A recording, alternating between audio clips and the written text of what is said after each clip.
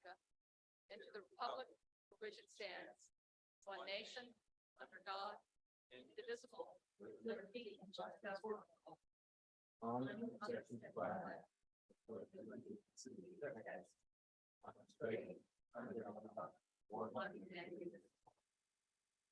right. Mr. Brunjette's going to lead us in a prayer. Please join me as I pray. Again, Father, we're thankful for the blessings of this day and the great privilege of living in this great county, in this great state, and this great country. And Father, as I look around the room today, I see names on t-shirts and I see people that I know are here to make presentations that improve the quality of life in this community. And Father, that's why we're all here. And that responsibility of running this county and the government falls on these people that we face right now. And they need your help, Lord. They need your wisdom. They need your guidance. They need to make decisions that continue to improve the quality of life that we so much enjoy and make this a better place to live. And we place all this in your hands. For it's in your name we pray. Amen. Amen. Thank you. All right, roll call. Commissioner Cheney. Here. Commissioner Casterline. Here. Commissioner Russo. Here. Commissioner Dupnick. Here. Judge Garza. Here, we've got a full court. All right, at this time, we're going to hear from citizens to be heard. Actually, before I start, there's three items I'm going to strike from the agenda. For various reasons, I'm going to strike item number 21. We're going to revisit that at the next Commissioners Court. Item number 22, I'm going to strike. We're going to hear that at the next Commissioners Court. And item number 25, I'm going to strike, and we'll hear that at the next Commissioners Court. Citizens to be heard, I have.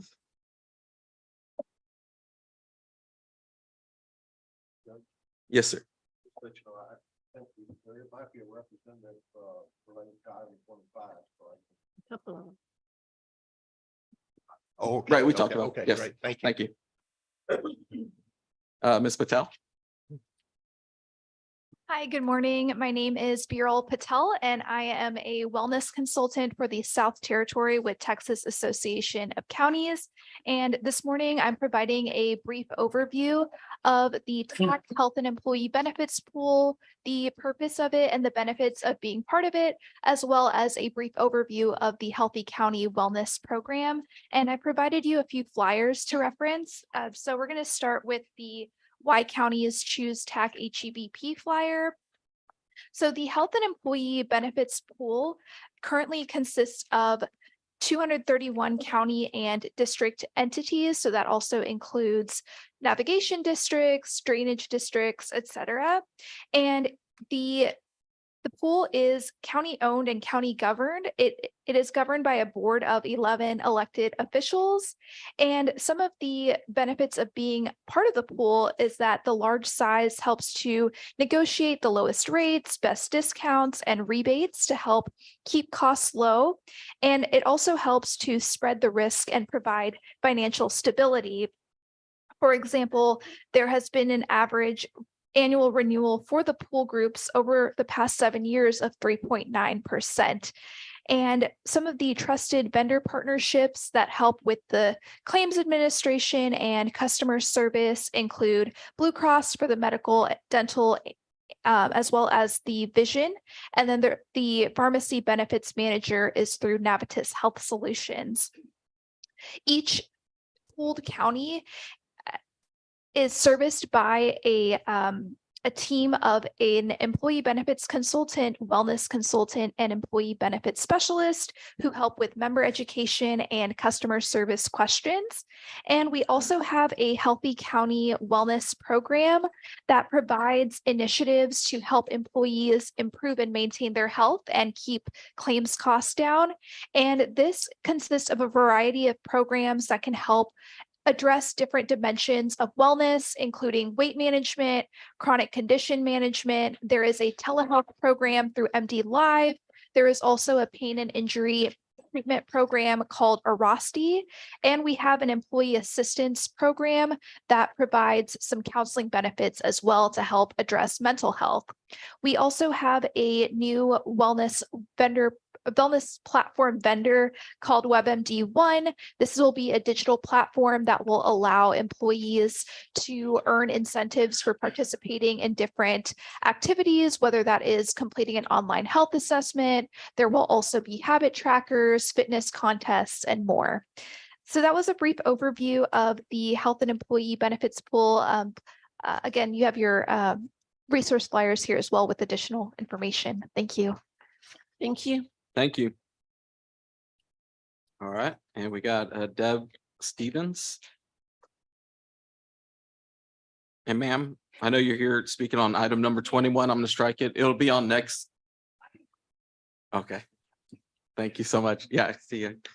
And we also have Kim Hesley, and she supports item number 21, but I'll let her know that we'll have it next meeting.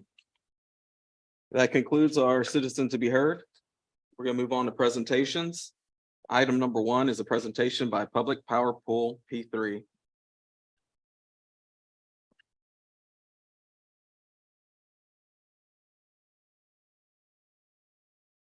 Morning. Good morning, Judge. Good morning, Commissioners. My name is David Quinn. I am the Program Manager for Public Power Pool. There is a blue folder in front of you, and the presentation is on the PowerPoint on the screen. There is also on the right-hand side of the folder. Just for the record, P3 Public Power Pool was set up in 2002 by Texas counties looking to save money and negotiate better contract terms by purchasing in bulk and working together. We manage a load of about 2 million megawatt hours. It's worth about $60 million a year. We grew really quickly from an initial 4 founding member counties. On page 2, you can see our current membership list. We have 96 political subdivisions across the state, including 50 Texas counties. Several of your neighboring counties are in the group: San Patricio, Nueces, Calhoun, Brazoria. So we have significant representation along the Gulf Coast. And the idea is that by working together, you're going to get a better electricity rate. If you turn to the next slide here, this is our calculation of savings for the group since P3 was created. We've saved members $195.9 million against market. Now that's comparing the fixed price in each of the P3 contracts to date compared to the market settling price for electricity each day since the program began. There are different ways of calculating savings. That's just one of them. That's actually quite a conservative way of calculating savings. If you were to use the PUC's polar average calculation, which measures the price that members pay against the provider of last resort index, you would see that number of that amount of savings will be significantly higher. In fact, I just looked at Nueces County. It saved about $500,000 against the polar average just in 2022 by being part of this program. I want to tell you a little bit about how we do this. We send out an RFP at the beginning of the procurement process. It goes out to every registered retail electric provider in the state. Last time we looked, there were over 140 registered retail electric providers. There has been some market restrictions going on. In fact, there's only one new retail electric provider that has registered with the PUC recently. That's Tesla. But several have consolidated. There's been a few that have gone out of business because of the weather that we've suffered through over the past few years. But we send it out to every registered retail electric provider because we believe that only by getting the widest range of interest and offers are we going to be able to identify the lowest possible price. So as we go through the process, we identify a long list of qualified retailers that are willing to accept our contract terms. And then we begin negotiations with them, and we whittle it down to a short list of retail electric providers, which is approved by the P3 board and by our technical committee, on which every member is represented.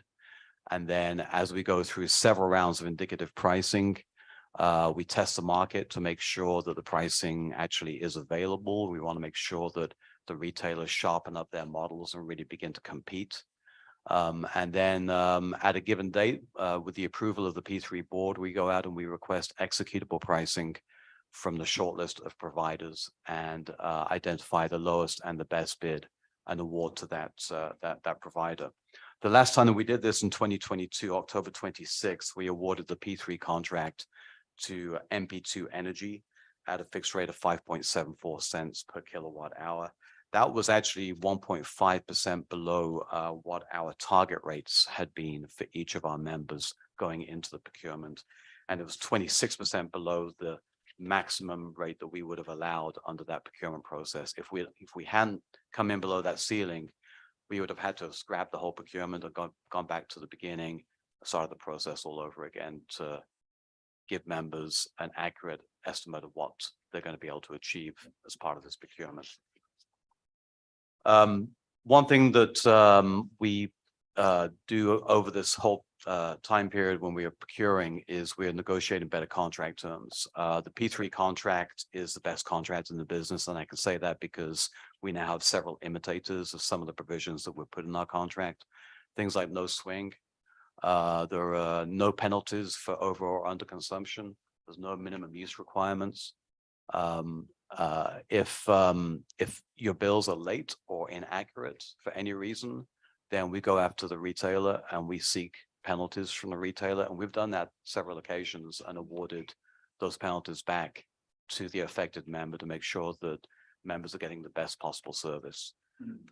We have provisions in there that allow for any kind of voluntary price response programs, any demand side programs that you're interested in participating in.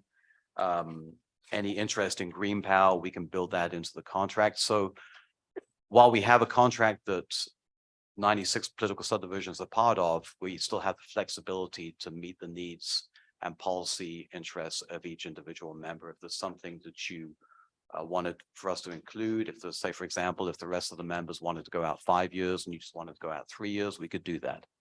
So we have enough flexibility in this contract to be able to manage and respond to each individual member's needs. Just a little bit of here about where we are right now. It's never too early for us to begin looking for a new group-wide procurement. As I say, we just did our last contracts for the current 3-year term in October of last year, but we are looking to see what may be available in the future. The current group contract expires at the end of 2025.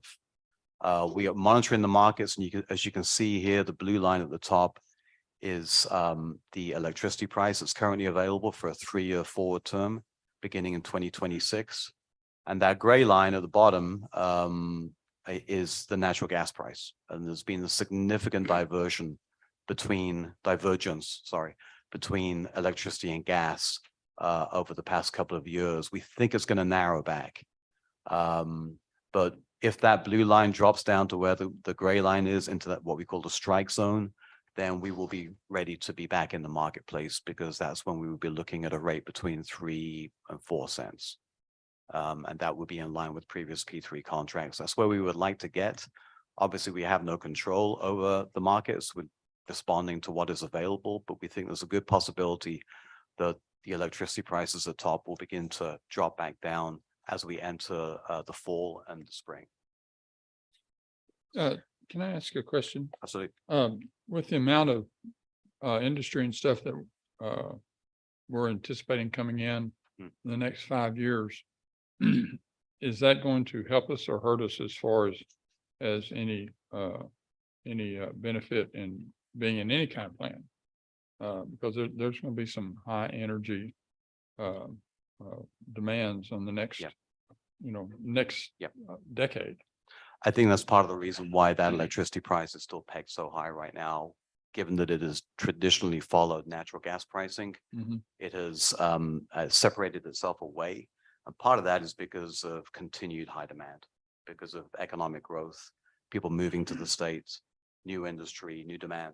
The question of where that power is going to come from is being answered in a difficult way, in the sense that there's a lot of renewables coming on.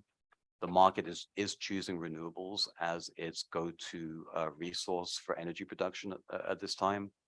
But the legislature is continuing to put its faith in fossil fuels. Well, how has natural gas plants.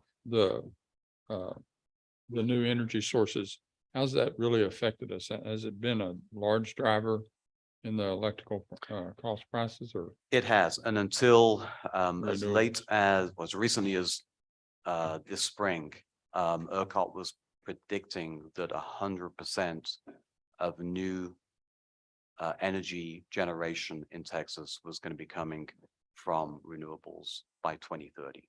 So within 7 years, that we will be looking at new energy production coming primarily from renewables. The big game changer in the marketplace is the emergence of battery technology. I'm sorry. Battery technology. Battery technology is really driving the game and creating a market here where we have a significant amount of reserve capacity that can come online if and when needed.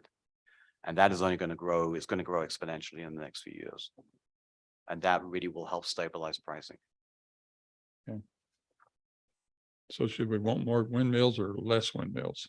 I'm not going to get into that. I You know, I think Commissioner, the market will determine that. We don't have a direct investment in any generation. When we talk to our retailers, we're aware of what their portfolios are, where they're getting their own energy. It varies. Some have more nuclear, some have more coal, some have more gas, some have more renewables. It's the market talking. well, I noticed that between here and San Antonio and that strip mine that's over there, that thing's staying busy all the time. Yeah. And that's what the second largest, I think, in the United States or in the world. I don't know. It's a massive, massive plant. Right. Okay, so just don't know. huh? Well, I mean, I think, as we go through the next decade, we are going to see probably a lot more rollout of solar energy around the state. And as they build solar, they're putting in the battery backup immediately next to the solar plants, so that it doesn't need to be gone onto the grid immediately. It can be held and dropped onto the grid when demand is high. Okay. So that's probably the biggest game changer we're seeing in energy markets right now, is that emergence of battery technology. Thank you.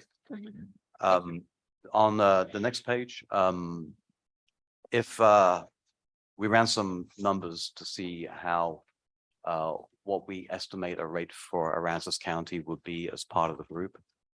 On page 7, we're estimating there right now, based on Friday's market close, a rate of 5.268 cents per kilowatt hour, and that would be for a 19-month term. And the reason why that's a 19-month term is because that would align the county with our other 96 political subdivision members, so that the next time we take the entire group out to the marketplace, you're going to really benefit from that bulk purchasing discount. We estimate that when we take the entire group out to the marketplace, the members are getting about 1/3 to 0.5% less per kilowatt hour by purchasing together rather than doing it by themselves individually. That is why when we're looking at these rates, we want to make sure that we're identifying a rate that would align you with the rest of the group, so you're able to benefit with the rest of the group if we were to take out the entire P3 group out to purchase within the next 6 months, which is quite likely. So if we decide to go with you, this would start as of June 2024? This two-pronged approach, Commissioner. We understand you have a new courthouse coming on, Right. and the Civic Center, which may come on as early as January or February of next year. Okay. So we would want to price those for an initial 5-month period by themselves, and then add in all of your other accounts beginning next June when your current contract expires. All right. Thank you. And if you flip through to slide number 9, that's a little small. There's actually another copy of this in the folder if it's easier to read, but this is a forward budget report that we ran that would show you exactly what you would pay for that 19-month contract, with the addition of the courthouse and the Civic Center for an additional 5 months at the beginning. You can see there that under this rate of 5.27 cents. In calendar year 2024, you would pay 285,000. And in calendar year 2025, you would pay 395,000 under those rates. That's a fixed rate. That would not change. The only variability in that rate would come if you told us you wanted to enter into any IDR, demand side management of individual meters, and we're not sure that any of your meters would actually be good candidates for that kind of block and index approach. But what we would recommend at this time is put you in a fixed rate, give you that budget security, which is how we manage most of our contracts. Most of our P3 contracts are a fixed rate product so that you know exactly what you're going to be paying. The idea of the program here is we want to give you budget stability and make sure there are no surprises. Finally, just a little bit about why we think we're your best option. As I mentioned, you know, those bulk discounts are second to none. I mean, when you're in the business of buying power in 25 megawatt blocks, then you really are getting good discounts on the base price. In addition to which, because we are sending out this RFP to every registered retail electric provider in the state, they really cut each other up on the price. And they really enter into massive volume discounts to be able to win this load. It's a very attractive load for them. Political subdivisions are not going to go away. So it's a very secure load for them. That immediately solves any kind of credit issue that they have. That drops their price down significantly just on that one factor. And then there are many other factors that kick in that encourage them to give us the best possible price that's available at that time. As I mentioned, we originate our contract. It's not the industry paper. It is our paper that's designed to protect the interests of Texas counties. We provide full support to staff on a daily basis, adds, deletes, reports, any analyses of individual accounts, forward budgeting to help you anticipate exactly what you should be budgeting for in the future. House Bill 3693 reports, any audits, budget checks. We do these twice a year. Our aggregation fee at 99 cents is less than a fifth of what some brokers pay. Most brokers charge $3 to $5 per megawatt hour. We're charging 99 cents per megawatt hour. Again, it's the benefit of the bulk purchase, of the fact that you're sharing the overheads and the cost of procurement with 100 other political subdivisions. And finally, we're a nonprofit. We're owned and operated by our members. P3 members own our reserves. If we go out of business, then we refund that money to our members. And we are managed by a board of directors shown on page 11 of 2 county commissioners, a judge, a county administrator, and the director of one of our biggest municipal utility districts. I have a question, Yes. Mr. Quinn. On the front page, member savings to date, 195 million plus Yep. since 2002.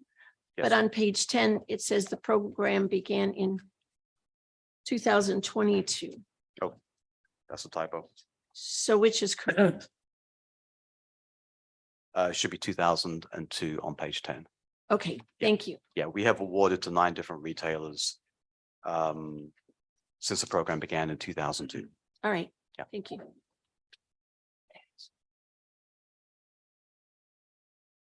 Working or not. There we go. Thanks, Colin. Just for a moment, would you mind telling the Commissioners Court how your board is composed and who's actually managing P3? Yes. Thank you. So every time a member joins P3, they identify one representative as a single point of interest to represent that entity in P3. That representative gets to vote in our elections that are held every 2 years, elections for the P3 board. Any representative can be nominated or can nominate themselves to be on the P3 board. And we go through a process of voting that takes into consideration the per kilowatt hour consumption of each member and then weight each vote accordingly so that we have a good cross-section of interest. And the last time we have actually had 2 changes on the board recently. Commissioner Jones from McLennan County just became our newest member. And GK Mania's county administrator from Tarrant County just joined the board as well. Does that answer your question? So, All right. But as I say, we are managed by our members and the board meets at least twice a year. And we'll be meeting actually next week to set our budget for this fiscal year. So How many paid employees does P3 have? we have myself as program administrator. We have a program administrator, Laurie Scarmato, who handles the day-to-day account adds and deletes, all of the routine work that we do on a daily basis. We buy into a portion of the Conference of Urban Counties Legal Counsel, John Dayhill. He's also the executive director of the Conference of Urban Counties, and we purchase some of his time as legal counsel as executive director of P3. And then in addition to those three staff, we have two outside consultants from NSTRAT Analytics who manage the actual procurement end and actually work with the trading desks to give us the best possible deal. And just FYI, those guys, they've been in the business since before 2002. They have several large members around the state, including NASA is one of their clients. So I like to say that our energy consultants are actually rocket scientists. Thank you. Thank you. All right, I appreciate it. Thank you so much. Thank you, Judge. If anybody has any questions at any time, I'm happy to answer them. My card is in the folder and look forward to talking to you again. Thank you. All right, next up, we have a presentation by Rockport Humane Society and Adoption Center.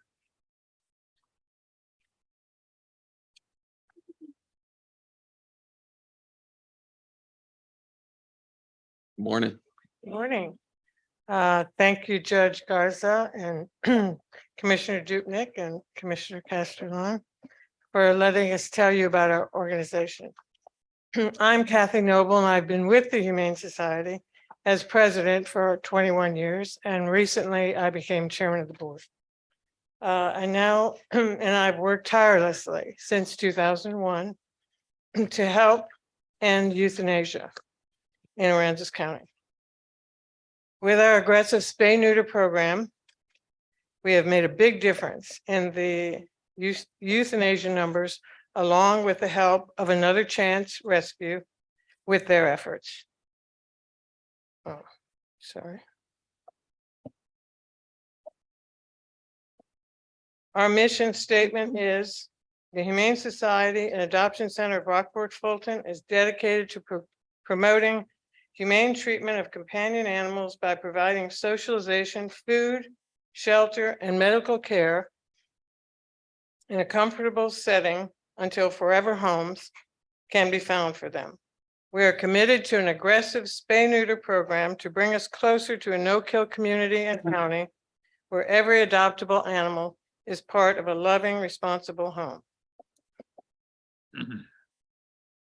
We were organized by a small group of dedicated animal lovers in 1988. We are 35 years young and have come a long way from that small storefront on Highway 35. We received our letter of determination in March 1990 as a 501c3 nonprofit organization. The property where we currently have our facility was donated to us in 1990 by Bruce Ponton at the time a local resident.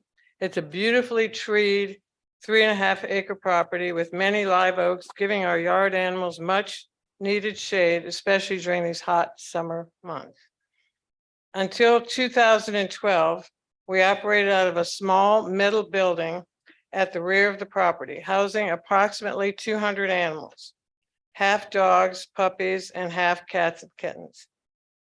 In June 2012, we initiated a capital campaign to raise funds for a new building. By December 2012, we had already reached our goal to build a new facility.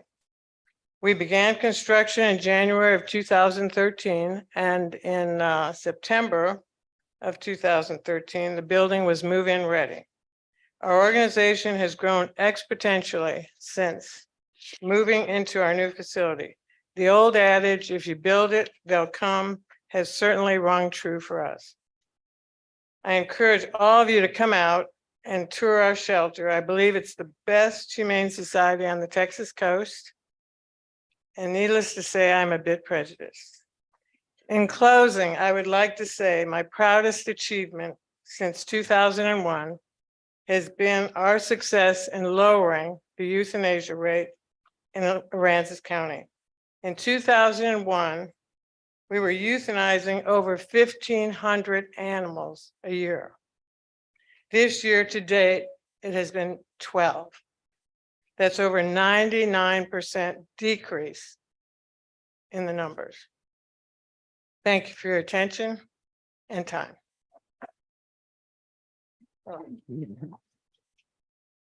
Thank you.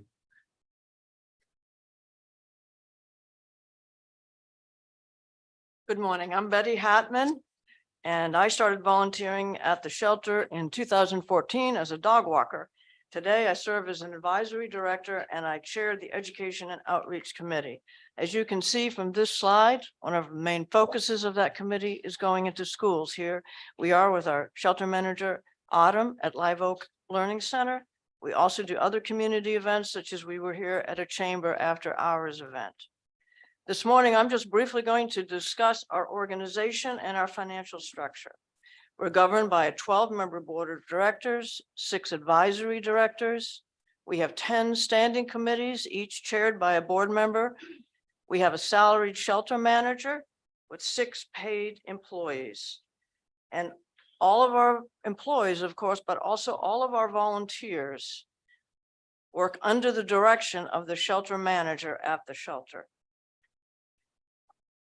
Obviously, the lifeblood of our organization, as with most nonprofits, are the 40 or so regular volunteers, some who go out almost daily to the shelter. They do everything from animal care, bathing, dog walking. They clean, they do laundry. We have a commercial grade washer that runs continuously. And of course, they work at the front desk. If you were to visit our shelter, most likely you'll be greeted by a volunteer. We also have 240 individual, family, and business members who support us annually. On the financial side, we receive no government funding and we're not affiliated with any other organization. Some people think we're affiliated with the American Humane Society. We are not. We are an independent private corporation. Our operating budget for this year, about $340,000. And where do we get that income? Well, 63% comes from fundraising. Grants provide 12%, shelter income 10%, donations 8%, memberships 6%, and then a small other of 1%. And the fundraising, I can't emphasize enough how much time we spend on fundraising. For example, let's take this month. The first weekend of the month, we hosted our annual fall gala. That committee was 25 people. In addition to that, every board member contributed in some way. We're going to end our fundraising for this month this Saturday at Sugar Shack. Donna Townsend is kindly hosting an event for us. So think that we have to raise that $340,000 every year to keep our shelter going. Our program expense ratio is at 78%. And if you're familiar with Charity Navigator, which is a great place to check out charities that you're thinking of donating to, we have a good rating, and our rating is at 85%.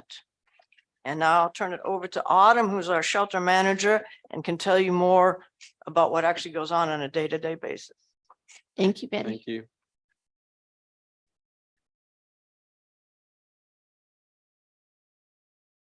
Hi there, I'm Autumn Vasey. I'm the shelter manager for the Humane Society. I've been working there for almost 5 years. I was brought on as a shelter manager and also the veterinary nurse. So I do oversee all of, I think right now we're at 133 animals. I'm here to talk today about what it takes to take care of that. Not only does a thorough cleaning of a shelter prevent the spread of diseases, but it creates a better environment for the animals, staff, and visitors. A clean kennel ensures a healthy, less stressful stay. We work tirelessly on doing this, but we enjoy it.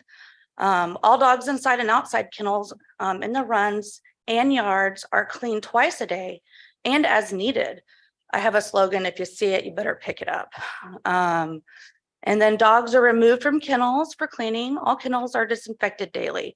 I do periodically change up our solutions just because I feel like resistance can be a thing. So about once a year, I'll flip over to something else. We maintain a morning and evening shifts for animal care attendants. A lot of the people here supporting us today are volunteers and also employees. Let's see here. Staff at every shift have detailed checklists that are turned into shelter manager at the end of every shift. That's just how we stay on track. And sometimes we have to make adjustments depending on kind of exposure. If we have ringworm, upper respiratory, so we kind of shift. Most cats in the main cattery building, indoor and outdoor, litter boxes are cleaned twice daily. That's during morning and evening shift. And the cattery is disinfected daily. Cat cages are disinfected and cleaned once in the morning shift and spot cleaned in the evening shift. Spot cleaning is just because sometimes things kind of, get around in other places. Incoming strays, all incoming strays are fed and watered immediately and placed in an isolation unit. We typically have a 7 to 14 day isolation hold to limit exposure. Let's see, our animal care. So you can see not only does a thorough cleaning of a shelter prevent the spread of diseases, but it creates a better environment for animals and staff. I feel like, is this a duplicate? Okay, I'm just going to skip through it. Okay, current stats. So this is a number that I come up with once a month for our board meeting, and this was at our last board meeting. So total in-house right now, we have 137 cats and dogs. So that's 71 dogs and 66 cats. We do have a big foster program, which helps us a lot. So right now, currently 18 animals in foster, that's 11 dogs and 7 cats. We only brought in that last month, only 10 animals, which was probably half that we did the prior month, just because we were so full. So we did adopt out 22. I have been tracking phone calls that we get from the public asking for assistance, whether they're in our county or outside of our county. We've been doing that for 4 months now, and typically what you'll see is about 480 to 500 different phone calls. That's litters of kittens, puppies, things that we can't help with. And So is that per month? That's per month, yes, Okay, ma'am. thank you. Yes, so like this last one was 282 dogs and 198 cats. And it's pretty profound, and I don't even really track like the emails that we get in. So it's probably a little bit more than that. Let's see here.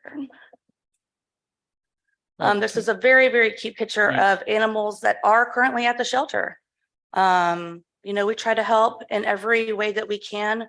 We do a really good job with special need cases, if they just need a little bit of extra love for whatever reason. Ma'am, Yes, sir. getting back to Commissioner Russo's question, Mhm. about how many dogs and how many cats y'all service annually? Annually, our adoption rates are around 280 to 300. I'm not sure about the breakdown about cat and dog, but I would say it's probably more dog than cat. Okay, now that's, but how many animals do you actually service in that length? of Well, time? altogether, whether they're with us or get homes. So our adoptions are about 280, but we service probably twice as much as that, because if you Okay. look at our shelter count versus what was adopted out, I would put those two numbers together. Okay. All right, thank you. So this is kind of cool. We developed this last year. We did receive a little bit of money to do a free wellness clinic for the public. This is our little sheet that we came up with. It was kind of a neat thing because we do have a free food program where people that cannot feed their animals come in, and we offer that, but we also have their information. So we actually reached out to all those people, over the last couple of years and had them come in and utilize this program. I do know that we do have another grant that we're able to do that, and hopefully in the fall, we'll be hosting another one again. And was that pretty successful when you Yes, reached out to those it was folks? very successful. Yes, it was. And I think we did 50 dogs and 50 cats with the amount of money that we had. And it worked smoothly, and we couldn't do it without this person. This is Dr. Cindy Burnell. She's also a volunteer. She's on the board and she is our veterinary on record and could not do anything medically without Dr. Burnell. And she's a longtime friend. And she's the one that does come in and help us with those clinics and everything.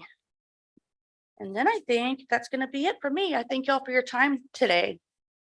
If you have any more questions, I do please. have a couple of comments. One thing I want to thank you, group first, because when I was touring the shelter, I didn't realize you were also supporting the county by keeping some of the animals. You know, you had a bunch of dachshunds there. You had Yes, a sir. mother dog that I think with a litter. So I ended up taking 4 of those into our care. And I've been working with the animal control services on housing and finding fosters for the rest of them. Yeah, appreciate that Of relationship. you course. have. Yeah. Well, Lori and I, we work hand in hand as much as possible. And the other thing I have to let people know, when you walk in the door, there were 2 things that impressed me. First of all, I walked into the foyer and the foyer smelled like this courtroom. There was no odor of any kind of animal. I was really shocked. I said, okay, where are the dogs and cats? And then you walk right around the corner of that wall and they're all there. They're everywhere. And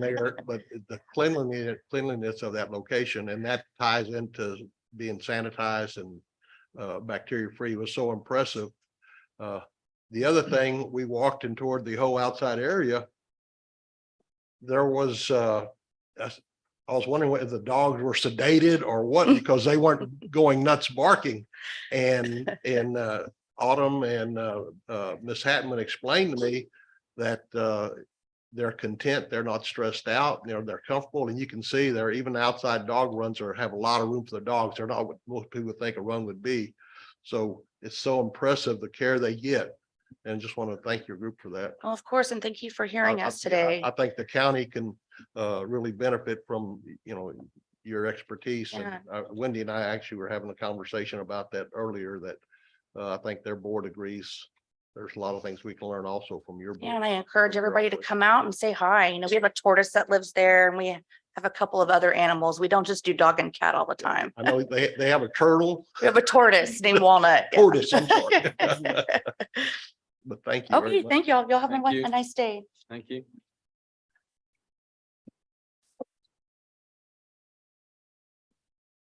All right. Any other speakers on that? Thank you. All right, we're going to move on to item number 3, presentation by Tree Committee. Good morning, Ms. Griffith. Good morning. Excuse me. My name's Debbie Griffith. I'm the chair of the Aransas County Tree Committee.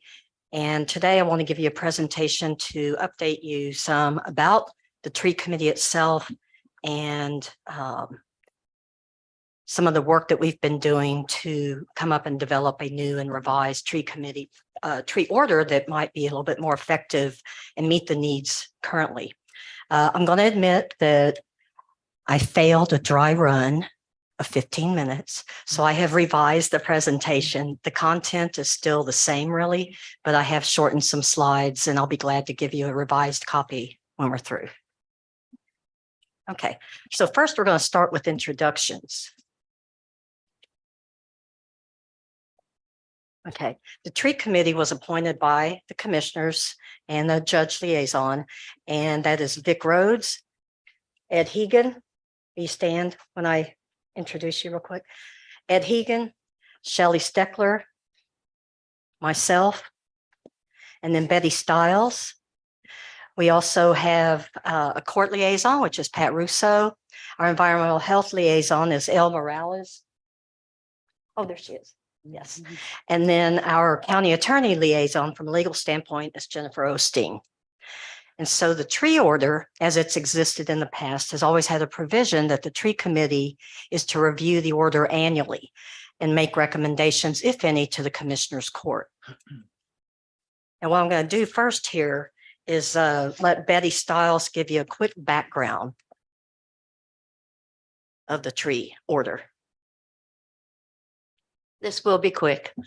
Our former commissioner, who is deceased by the name of Howard Murph, in 2009 saw Sale House, which is on I-35. Houston developer came in and clear cut every single tree in that property. So he decided that that wasn't the right thing to do. So he went to the state legislature. So in 2010, they passed a county tree order for us. And so consequently, we're here today we have updated it since in 1921. Did I date myself or what? 2021. And we're trying to, again, just to tweak it again in 2023. Thank you.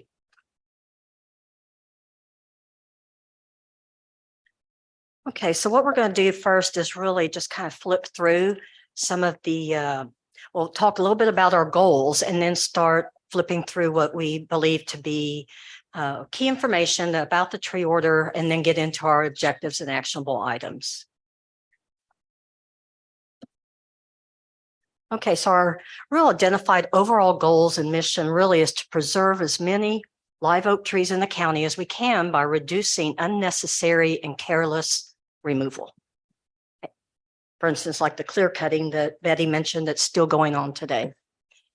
We think it's especially important to build awareness of the tree order, because one of the issues that we're having is most people claim they don't know about it, or if they know about it, the fines and fees are so minimal that they don't care.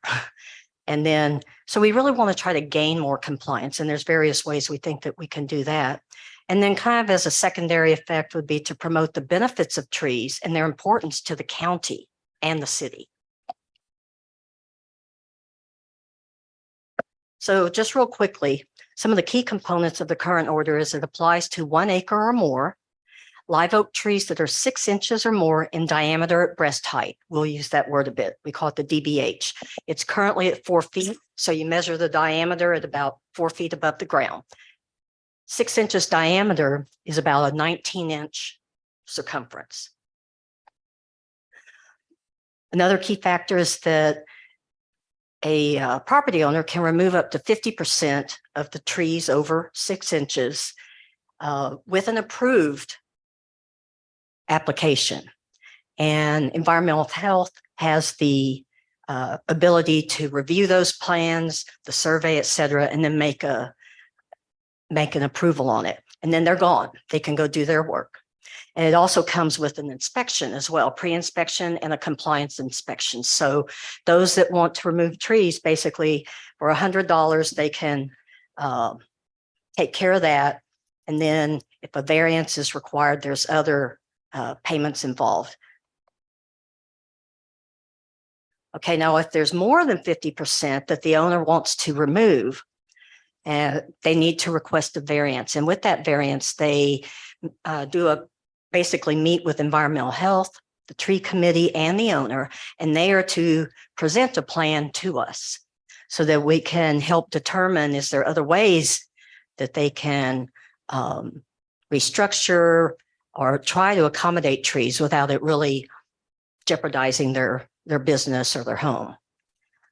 And in that case, if it gets approved, where they can remove 50% or less, then they again pay $100 in inspection fees. But the issue becomes, if upon a variance request and meeting with us, they still need, and we can confirm that they really don't have any other options other than to remove more than 50% of the applicable trees. And in that case, if that's really the only thing that can be done, the owner still pays their fees for the inspections, but they must provide what we call mitigation. And that is where they are responsible for replacing the overage of trees. So if you have 30 trees that are your 50% and they want to remove 33, okay, they need to mitigate. They need to take those 3 trees, let's say, that are over, and we have what we call a wood for wood replacement. So basically, if there's 30 inches of trees that were removed over 50%, they have to replace those trees with 30 inches as well. And there's a minimum of a 2-inch diameter. So in that case, basically, they have some flexibility. They can plant perhaps 2 larger trees or 5 smaller trees, but there's a pretty good allowance on that. Another key component of the tree order is really ongoing monitoring. And we've really over the last year realized how important that is, because even though they may be told and approved that they have to mitigate, they don't. And then if you don't stay on top of them or continue to watch the property, then we'll find that trees that are on the property are dying because of the construction process or because they've covered the ground with impermeable surfaces. So the trees that were healthy and alive that weren't even replanted are dying. And so there's efforts underway within environmental health to monitor on an ongoing basis, especially if there's been violations. If there's violations that actually occur, then there's a flat fee of $355 plus $25 an acre and the $100 in the 2 inspection fees. In those cases of violations, such as clear cutting property and such, environmental health forwards it to the JP2 usually, and they charge them with a Class C misdemeanor for every offense. And that's a maximum fine of $500 plus court costs. So how violations occur? They occur when they remove or clear cut live oak trees greater than the 6 inches in diameter at 4 inches without an application. So they're basically disregarding the order and doing as they please, which does happen pretty frequently. Another way to do a violation is to damage the tree, the critical root zone that causes tree death or damage.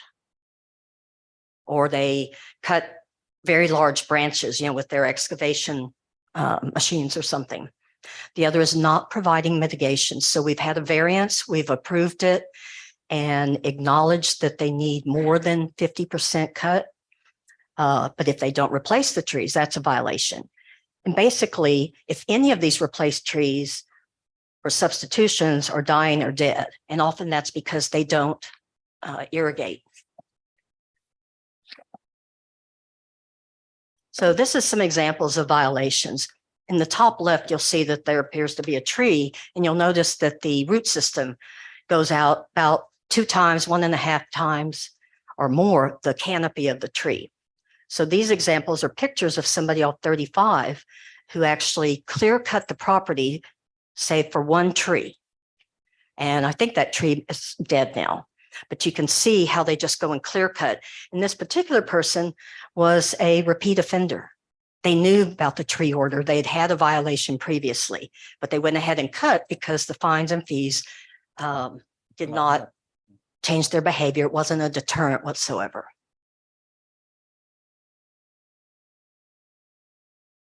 Oops.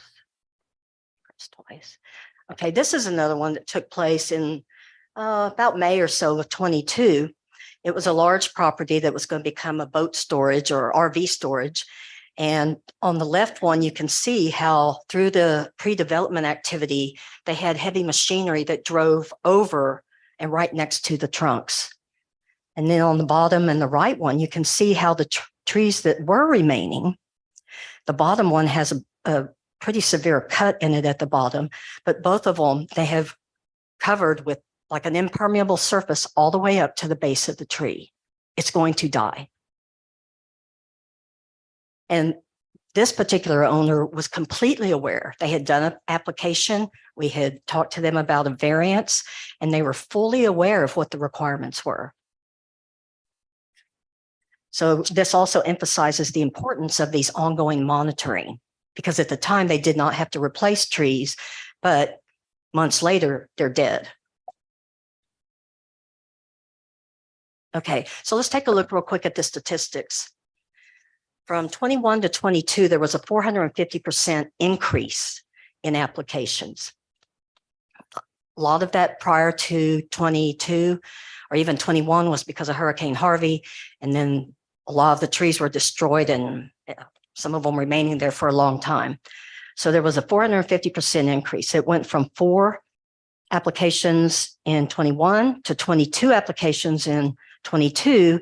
And so far, we're actually trending down 64% from 22 to 23.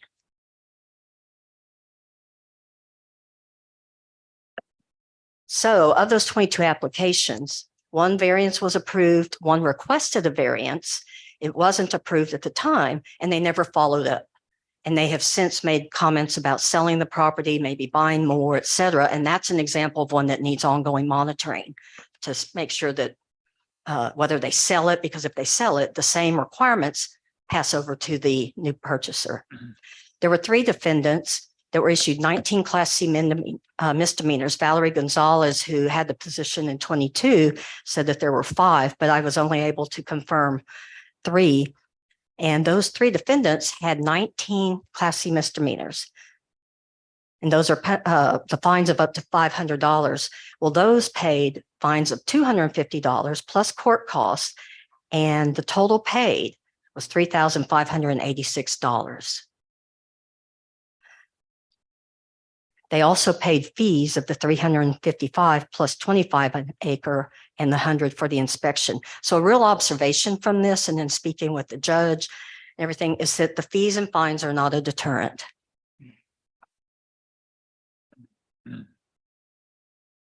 So what are some of the actionable items that we can do to achieve our goals of preserving trees, gaining more compliance, and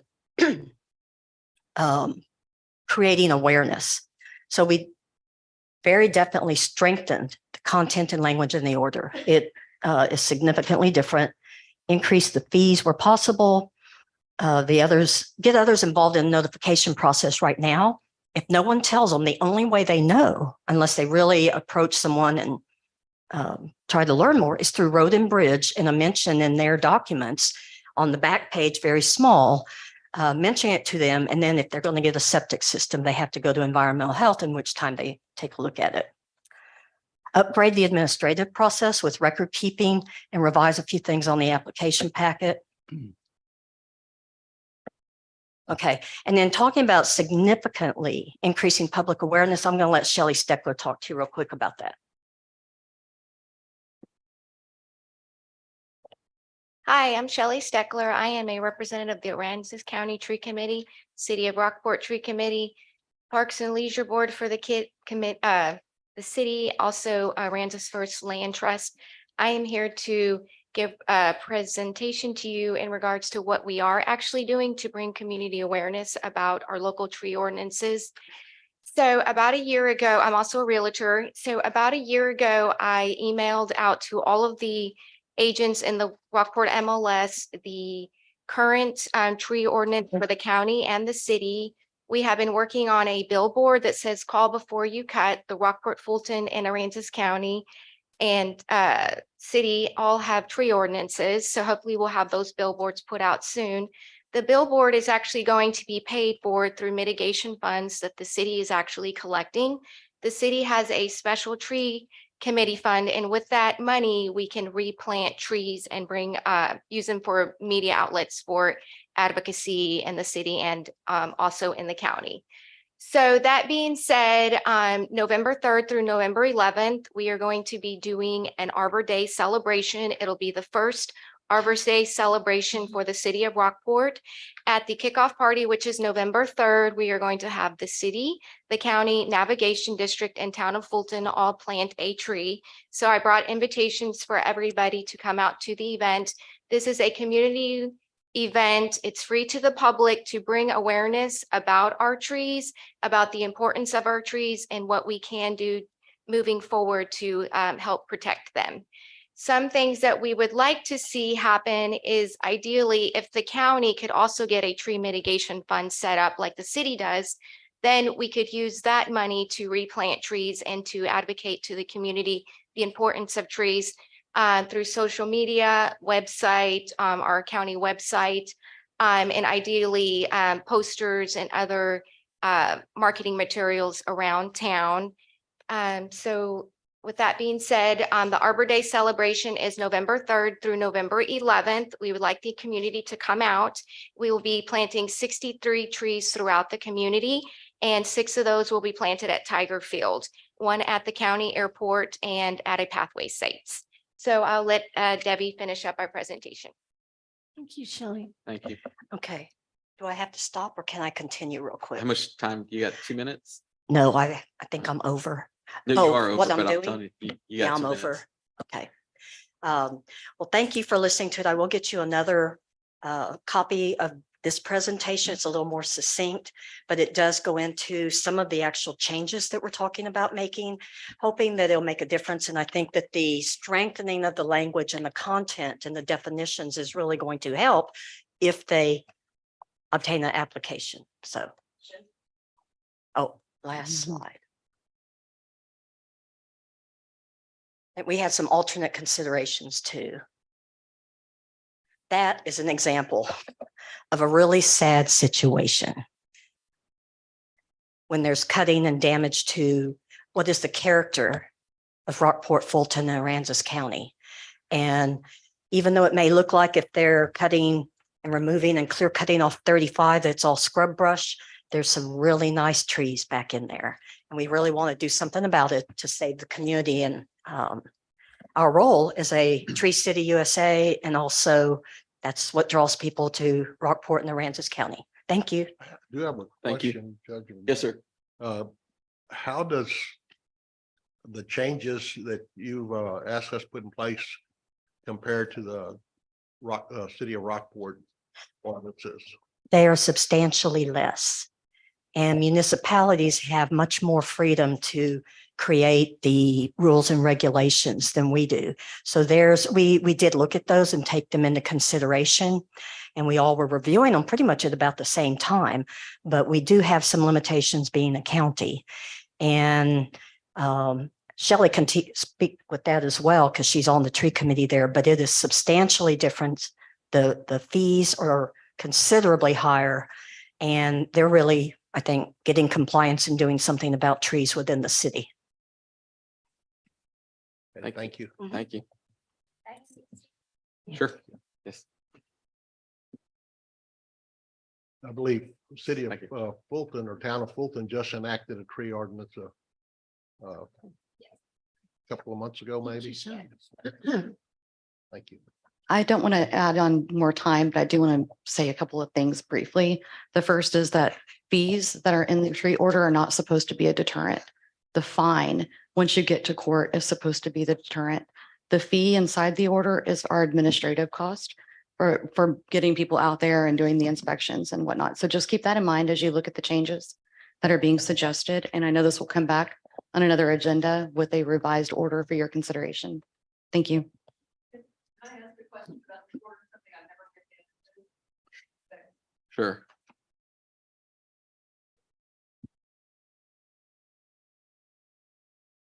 It's always been really clear to me how this works. If you are a developer and you've got a large tract and you want to cut up to 50% of your trees. I had a lot of homeowners say, but wait a minute, if I own more than an acre and I want to cut a single tree in the middle of my woods, do I really have to pay $100, come do an application and give these guys a survey of my entire property? And I never was able really to give them a good, clear answer. I just think that needs attention. Thank you. All right, we're going to move on to the consent agenda. I'll entertain a motion. I move to approve the consent agenda. I'd like to, I think the items that have mine and Pat's educational bills. I don't know if it matters, but it's not really worded accurately. It reads like that we got those hours from the South Texas conference and the other conference, but actually that's our total for the year. And some of them are actually carried forward from last year because we can carry forward up to 80 years. So I don't know if that makes a difference or not. You know, the form that's in the agenda packet is our annual report that we fulfilled our annual requirement. So do you think there needs to be any different, Jan? Do we need to pull it? Or it like that?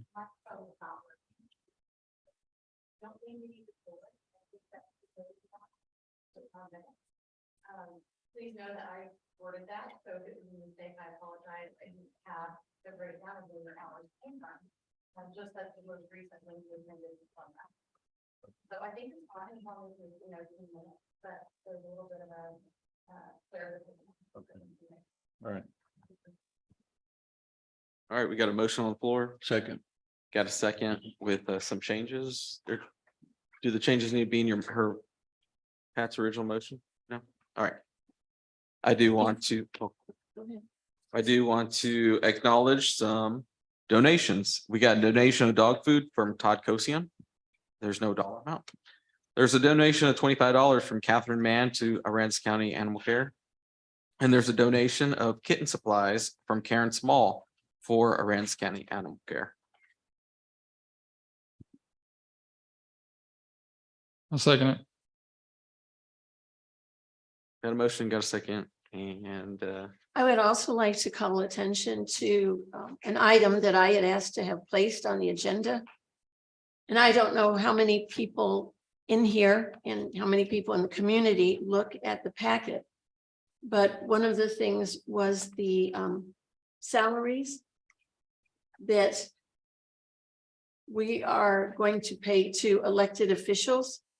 And I wanted that to be a public notice to show who was accepting the COLA and who was accepting the longevity pay.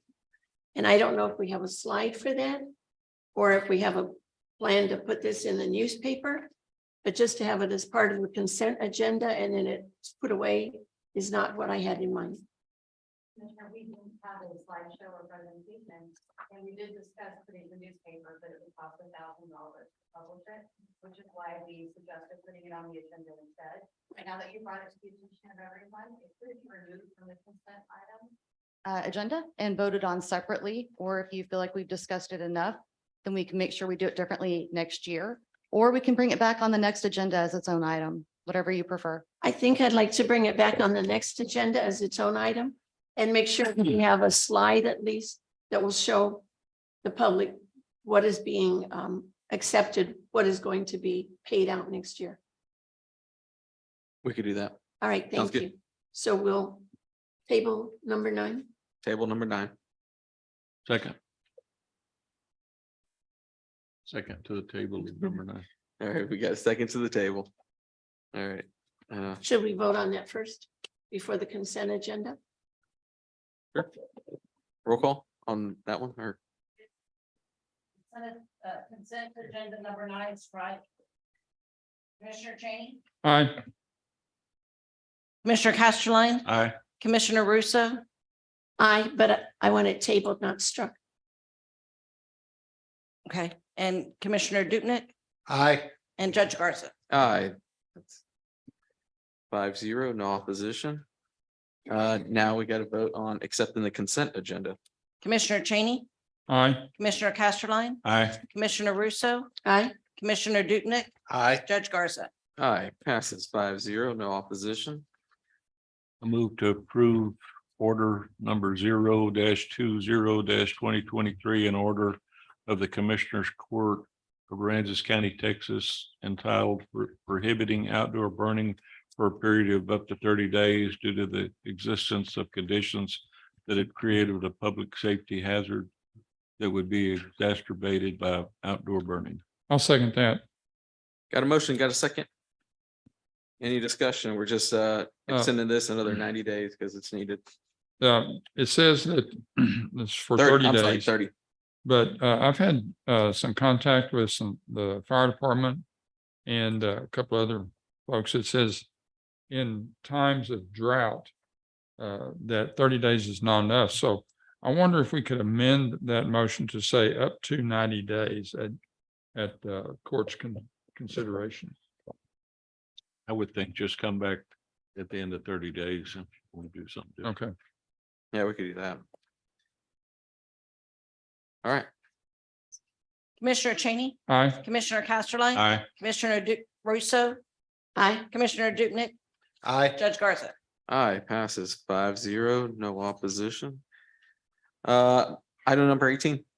I move to approve order number O-21-2023 an order of special election for the November 7th, 2023, replacing order 018-2023 due to a change in polling location.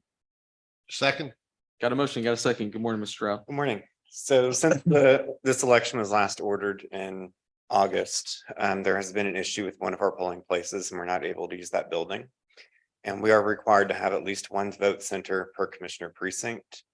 And so we are having to make changes to reflect that new vote center. And so my understanding is we're moving from the Rockport Volunteer Fire Department to the public library. Yes, that is correct. Okay. That's it. And there'll be some kind of an announcement to let people know that that will be the new site. Yes, the notice of election will be published in the newspaper. I do plan on getting some type of notice posted on our department webpage today. And I also post those on my Facebook page, and notice will be at the fire station on election day, letting them know that it's not there. Where have you selected and won? I'm sorry, I haven't heard where have you selected and won. that location did not change. We're using the GI form. Good. is the library going to be able to function their normal routines? I guess that's a question I was just curious about. I'm fine with the location, just. I don't think it's going to be too much of an issue this election, because turnout more than likely will be very low for this election. And I do know we have used the library in the past. Okay. It used to be one of the voting sites. Yes. Are you Yeah. going to use it in the meeting room? It seems Mhm. like that would be the appropriate place, the meeting room, right where you walk up Yes. to the front door. Okay. Thank you. Mhm. All right. Commissioner Cheney, Aye. Commissioner Casterline, Aye. Commissioner Russo, Aye. Commissioner Dupnick, Aye. Judge Garza. Aye, passes 5-0. Item number 19. I move to approve order number 0-22-2023, an order setting the 2024 sheriff constable fees with no change from the 2023 fees. I'll second that. Got a motion, got a second? If there are questions, I can answer those. Any questions? All right. Commissioner Cheney, Aye. Commissioner Casterline, Aye. Commissioner Russo, Aye. Commissioner Dupnick, Aye. Judge Garza. Aye, passes 5-0. Item number 20. I move to approve resolution R 26-2023, a resolution joining the public power pool P3, an aggregation co-op of electrical power for the public sector, and authorizing the county judge to sign a contract for power when rates are favorable. And I'd like to add after they've been competitively. Right, because we're working with Bid. another company as well, and we're gonna go with the lowest. I didn't think cost. that was clear the way that. All-in cost.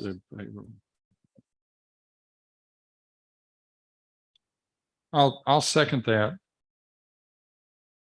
I think, and maybe Mr. Quinn could answer a question before you vote.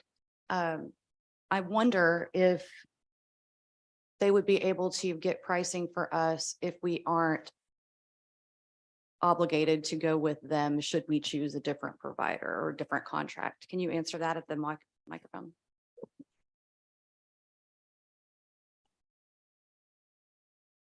Say the question again, sorry. We currently have an agreement where we were working with a different broker. Mhm. And the Commissioners Court just now voted to move forward with the resolution to work with P3 as well. Right. With the understanding that whichever broker, P3 or the other company, comes back with the best pricing is who we plan to go with. Is that a problem for P3 if we have a possibility of going with someone else? The only problem would be if your current contract provider, I think, is Mid-American. They have, we have worked with them in the past. There may be an issue in the sense that if they wanted to bid through P3, then there would be a conflict with whoever else is We're representing not them. talking about them, we're talking about somebody else, Right. other than our current. The other provider. broker does not use Mid-American as its supplier, so that Okay. shouldn't be an issue. That shouldn't be an issue. All right, appreciate it. Thank you. I have a question. I'm sorry. Go Yeah. ahead. You gonna say something? I was just going to say that I think we had a membership resolution, we would not be able to actually take any action on behalf of the county unless Aransas County is a member of P3. Right. So That's what they're looking at right now is doing that resolution to become a member. Is this time, is the time short on what we can do, or can we talk about this whenever we get a little bit more information? I can, Like such as when's our contract up with other provider and things like that. yeah, the only issue, Commissioner, is I think that you're looking to price the new courthouse and the rec center as early as January. Oh. And we don't want to be in a corner of trying to get pricing at the last possible moment. So we always like to have a little bit of time on our side so that we Okay. can I don't wait think, for the best. I don't think available we're market. talking about waiting that long. I'm just, Yeah. I think No. we're at, hey, both of you give us a price and authorize the judge to take what he considers the better one. Commissioner, our contract with Mid-American ends in June of 24. Yeah. And they would not take over, whoever we use will not take over all of our current. I realize. I was answering Oh. Commissioner Cheney. Will not take over our accounts until that contract is up. But we do have the courthouse and the community building that are going to be coming on. They're not under that contract, so we do have to do something. And what we've got on the agenda today is just the order to actually join them. It is not to purchase the power. Do we need to table joining them though? Resolution until we just determine which provider we go with, or does that? Okay. I wouldn't think. I don't think that's an option because P3 won't be able to do pricing for us unless we're a member. So I think it's Yeah, cart okay. before the horse kind of thing. I think we have to do this first to be able to see what P3 can offer the county. That's correct. Okay. But we're Thank not you. obligated to go with them. Okay, sounds good. No, and Judge Commissioners, you would have the very last say on this of any price that we receive. We will share that with you. We would have a few hours, a window to be able to book that price, but ultimately you would have the final say. Appreciate it. Thank you. So my question on page 2 of the resolution, number 4, where it says the contract term would begin January 1st, 2024, then would it end in June of 2024? No, the contract term for the courthouse would begin in January 2024. And then we would add in all of the county's other accounts in June of 2024, once those, Or July?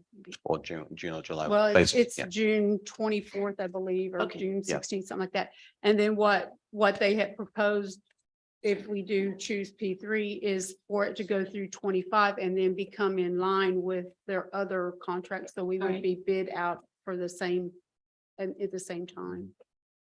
But we Thank can you. become a member without obligating ourselves. to- That is not Sign a finding the contract? contract to purchase Correct. power. That's Okay. just joining them. And there's no membership fee at all. Yeah, you actually said in your presentation, there's 2 or 3 that are on there that actually don't purchase power from you, but they're part of the group, right? I'm sorry, the retailer. I think I heard you say that that not all of the members on this list purchase power at the current time for all their property. I think all of our 96 current political subdivision members are purchasing power for all of their properties, yes. Misunderstood. All right. All right, let's go and vote. Commissioner Cheney, Aye. Commissioner Casterline, Aye. Commissioner Russo, Aye. Commissioner Dupnick, Aye. Judge Garza. Aye, passes 5-0. No Thank you, Judge opposition. Commissioners. Thank you, sir. Move on to item number 23. I move to approve joint proclamation JP 15, 2023, proclaiming October 6th, 7th, 8th of 2023 as the 48th annual Rockport Fulton Seafair Festival. Second. Got a motion, got a second. We have Ms. Upton is going to read the proclamation. Good morning. Morning. Morning. Rockport Fulton Seafair is celebrating its 48th year and remains a highly anticipated annual self-sustaining nonprofit event held on Columbus Day weekend, organized and executed by volunteers from our community and the staff of Rockport Fulton Chamber of Commerce. Rockport Fulton Seafair organizers have created an event not only for the residents and guests of our community, but also for visitors coming to the area to experience this celebration of the sea, excuse me. Rockport Fulton Seafair provides many nonprofit organizations the opportunity to gather increased support for local worthwhile projects. Rockport Fulton Seafair is held during the fall season, the most attractive season of the year on the coast, when the food is great, the fish are biting, bays are calm, and the breezes are mild, and everyone in town is smiling. The Commissioners Court of Aransas County, the City of Rockport, the Town of Fulton, and the Aransas County Navigation District wishes to endorse and support the Rockport Fulton Chamber of Commerce and Bay Blazers in promoting and participating in the annual Seafair Festival and the opening ceremony and the official ribbon cutting to be held on Friday, October 6th, 2023 at 4:30 p.m. Now therefore, we, Ray A. Garza, Aransas County Judge, Tim J. Rowe, Mayor of the City of Rockport, Kelly Cole, Mayor of the Town of Fulton, and Keith Barrett, Executive Director of the Aransas County Navigation District, do hereby recognize the Rockport Fulton Seafair Committee, Rockport Fulton Chamber of Commerce, and their many dedicated volunteers for their work on behalf and support of the community, and do hereby proclaim October 6th, 7th, and 8th as the 48th Annual Rockport Fulton Seafair Festival, and encourage our citizens to come celebrate the sea, enjoy the festivities, see the many wonders of the seaside community, and share a weekend of fun and feasting. Thank you. Thank you, Des.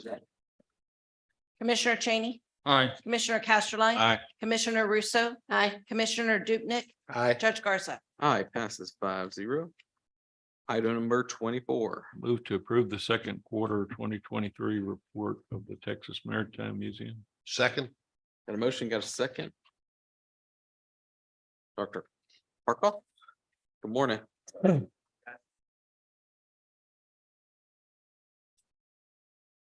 Morning, Judge Garza. Also, good morning, Commissioner, Mr. Cheney, Mr. Casterline, Ms. Russo, and Mr. Dubnik.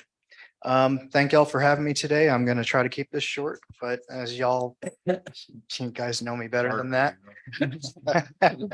I will try. As you always know, I like to start with a historical fact. Since we are the Maritime Museum. The old port town of Indianola, located in Matagorda Bay. In 1875, the city had a population of 5,000 people and was in competition with Galveston as a major port of entry. As many of you guys know, this is where a lot of our immigrants came in, Germans, Czechs. That's why we have so many German named towns throughout central Texas and beyond. But on September 15th of that same year, 1875, a powerful hurricane struck, killing between 150 and 300 and almost entirely destroyed the town. Indianola was rebuilt only to be wiped out again on August 19th, 1886. But as you can see, it was a very prosperous town, very large. And these pictures are amazing. It just shows a bygone age of glory of a town that no longer exists, a major town on our coast. A fire followed that hurricane and destroyed most of the structures. Those that did survive were transported to other places like Cuero and to other areas in Calhoun County. Now most of the city lies underwater. This is a new exhibit that we will be working on. Right now I'm working with my fellow marine archaeologists trying to plot out where the city was, how it was laid out. This is just a quick snip that I did from Google Earth. You can see, is there a laser on this by chance? Well, you see the road coming in on the bottom, straight line. If you follow that, you can see that it actually used to continue all the way across, and across that little inlet. And that was a railroad bridge. And now the embankment and that road is all, but the current road is all built up on the old railroad embankment. And if I'm going to put this layover on top of it so you can kind of get an idea of what it used to be. Oh, wow. So it just shows you where the railroad was and how much of the town actually is now underwater. So we have our own Atlantis in Matagorda Bay. I've dove on this site many times doing surveys for different companies. And one of my colleagues is actually writing his dissertation, his doctoral dissertation on this, and mapping out what foundations still exist. And you can see those 3 piers in the lower right-hand corner. Those are the Morgan piers. The railroad tracks actually went out on that to carry cargo back in from the Morgan Steam Line ships. And all of that, all the foundations are still there. It's just all underwater. And if you go out there now, it's nothing but a ghost town. So that's something that we would like to present to the public and bring into the museum, just to show how much history we have and how much historical integrity or substance we've lost just due to history. So onto our general numbers. Our second quarter for the year did extremely well. In 2022, we had 4,439 visitors, but in the second quarter of 2023, we had 4,624. It's only a 4% increase from last year. Obviously not a large number, but at least it shows that our numbers are continuing to increase. In terms of visitors, 75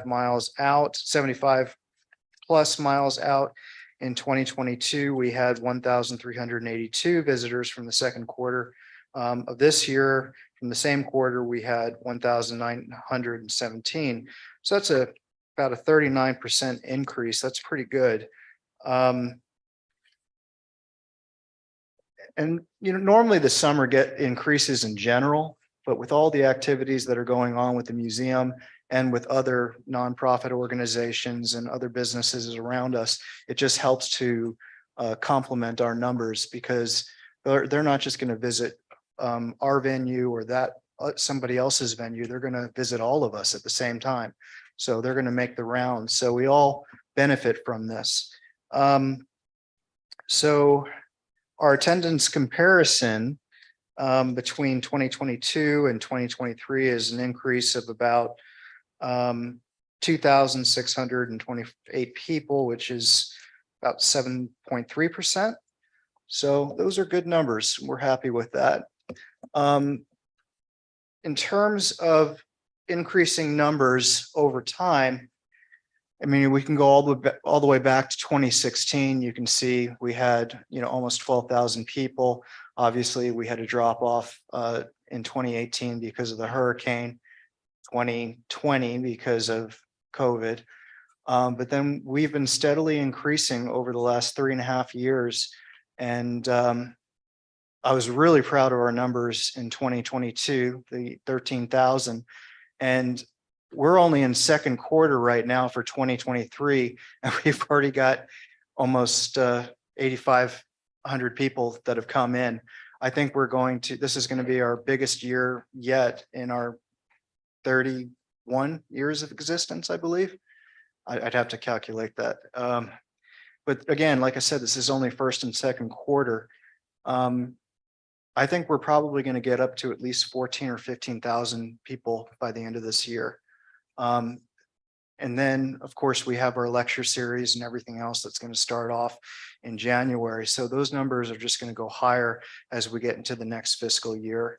So I'm very proud of where we are going, very proud of my staff and everything that everybody's doing to assist the museum, our volunteers, and of course, the county and everybody who comes by to support us. So in past reports, I mentioned that we can plot our heat maps as far as we want to help zero in on locations that might not be getting enough attention in terms of our marketing expenditures. We can put a dot at the center of any downtown and then display how many people come from 50 miles from that dot, 60, 70, whatever we want to do. So it's basically, it's a numbers game, but it just helps us figure out how to be fiscally responsible with the county's money in terms of marketing expenses. Surprisingly, unlike my first quarter report, most of our people in the second quarter came from smaller towns and other areas besides major cities. I don't have an exact answer to this. I think some of this might be due to the wine festival because our advertising became more digital and it reached even more remote areas. We had a much smaller percentage from the outside where it says other. This time for the second quarter, the major cities are smaller and all the other smaller towns and communities, especially in the valley, also in central Texas, increased dramatically. So the 13% that you see, that's 75 plus miles out in Rockport, that's the 13%. And again, all those other areas are about, like Houston is 75 from the center of downtown. Dallas, Fort Worth is 50 miles out, and then the combined corridor of Austin and San Antonio, San Marcos. So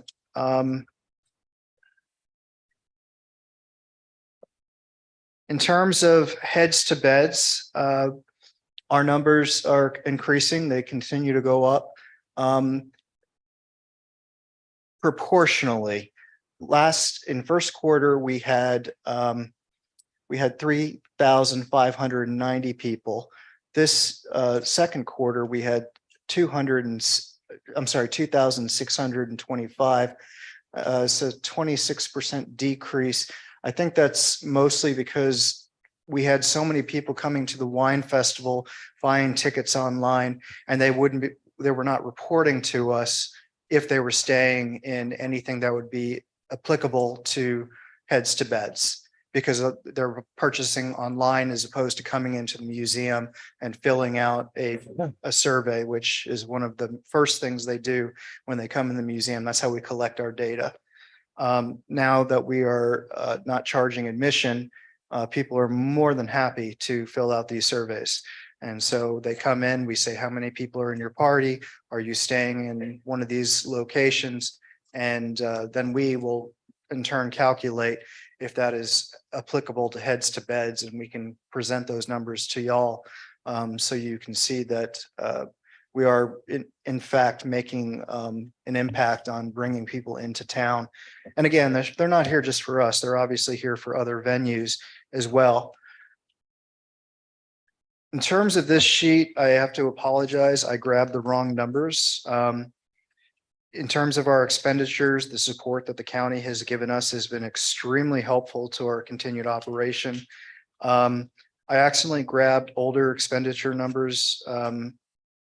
I will email each of you the proper numbers as soon as possible.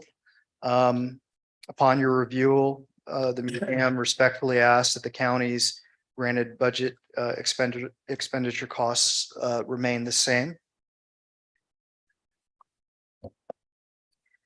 During the annual patron party and Rockport Wine Festival, we had approximately 2,000 people plus attend. That's probably about 500 more than last year. From those numbers, partially determined through ticket sales, also that event brought in at least 219 heads to beds. Also, special thanks to the Sheriff's Department and the Rockport Police Department for their presence and allowing this event to continue to be a safe and productive venue. The venue went extremely well, no mishaps. And it was a very fun event. Everybody seemed to have a very good time, and we had really good time with the bands. Who did we have? Who is that crazy band? You know the name. Spasmatics. Spasmatics, yes. And as I've said previously, they're exact, when you meet these guys, it's not an act, that this is what they are. This is, when you talk to them, they really are that nerdy. They're great. I love them. So anyway, I had a good time getting to hang out with them and learn about their business. So due to limited time, please enjoy the pictures from our ever expanding programs. Special thanks to our educational director, Shelley Nossman. She's the one who puts these programs on. As always, we're having fun serving the community. I'm going to quickly click through these next few slides, but those images are going to be in the packets that I handed out to you guys this morning prior to this presentation. So there's so many different events. We have our lecture series, which brings in a lot of people, homeschool days, lots of kids, educational programs. Everybody likes getting into the Karankawa hut or working the yard arm exhibit. Getting in the dugout canoe, which we actually did test on Little Bay. I have to get with Pam Stranahan, and she's going to give basically a good report on how these things were constructed. And you'll see us being filmed, taking it out on Little Bay again and trying not to capsize it. But the kids love it. They love going inside of it and playing with it. Goose Island field trip. Different field trips from different independent school districts. This one's from Portland. Again, in the Karankawa Wiki Up hut. Sea Camp, that water slide is about 40 feet. No, I'm sorry, 47 feet. Taller than our museum building, not including the lighthouse, but that was a very big hit. And Sea Camp just went very well. So thank you for your time. And as always, your continued support of the Texas Maritime Museum. We appreciate everything the county does for us and everything the community does for us. And we look forward to continuing to serve y'all. When does the Indianola exhibit open, or when do you have it set up? I'd like to get it started within the next 6 months. But my friend Sam, who's finishing his dissertation, will not give me any information until he's graduated and gets his PhD. I had relatives that came from there, and there are some documents that are on my ancestry that you might see if. Did they come through Indianola? Like, did they migrate through Indianola? I think they're on the plaque. The name's Deerland. There's still a lot of them around Port Lavaca and Yes, Seadrift. And I'd like to hear that. You and I need to talk about that. There's some of them that have posted documents on Ancestry that I've pulled up that. I'd like to gather tidbits of information like that so that I could put into the exhibit. It's a lot of it's going to go into a digital display, but it's amazing what we have found underwater. The foundations of the courthouse, the original courthouse is still there. Other foundations that we didn't know previously existed, the 3 piers from the Morgan lines, and a lot more. There's so much down there, and it's not very deep. It's only about 10 to 12 feet, but it's black water, so it's very hard to see. That's why we're using remote sensing and side scan sonar to detect these things, magnetometers looking for metal. Did the hurricane take out that much land at one time? Or was this over many years? Yes and no, a little bit of both.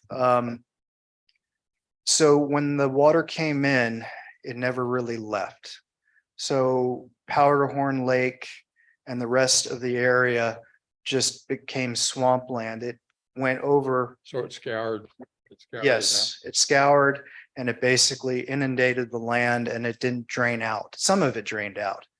But even though you saw half of the city underwater, the other half is now swampland. And erosion continued to break it away. But now the Army Corps of Engineers has done a good job of reinforcing the coastline there. So there's not so much erosion. But yes, the water stayed. And that was actually part of the problem. The people, they didn't know about the hurricane coming, and the water came in, it flooded all the roads, flooded the railroad. So they couldn't leave. So, because there was no way to get out, and that's why it was so devastating. And again, modern day Indianola, the only reason it exists is because it's built up on the railroad track. It's literally just a little spit. And that's it. The only reason they can exist is because that little higher land, everything else, the rest of the city is either marshland or underwater. All right, thank you. Yes, sir. Appreciate it. Again, I went over my time, I'm sure. All right, got a motion, got a second. Commissioner Cheney, Aye. Commissioner Casterline. Aye. Commissioner Russo, Aye. Commissioner Dupnick, Aye. Judge Garza. Aye, passes 5-0, no opposition. Let's go on to item number 26. I move to approve the county auditors signing the non-federal sponsors self-certification of financial capability for agreements form for the county to participate in the CAP 204 program with Texas Parks and Wildlife Department, the General Land Office, and the U.S. Army Corps of Engineers in the implementation of the aquatic ecosystem restoration at Goose Island State Park. Second. Got a motion, got a second. Mr. Schroffman, you want to tell us about this?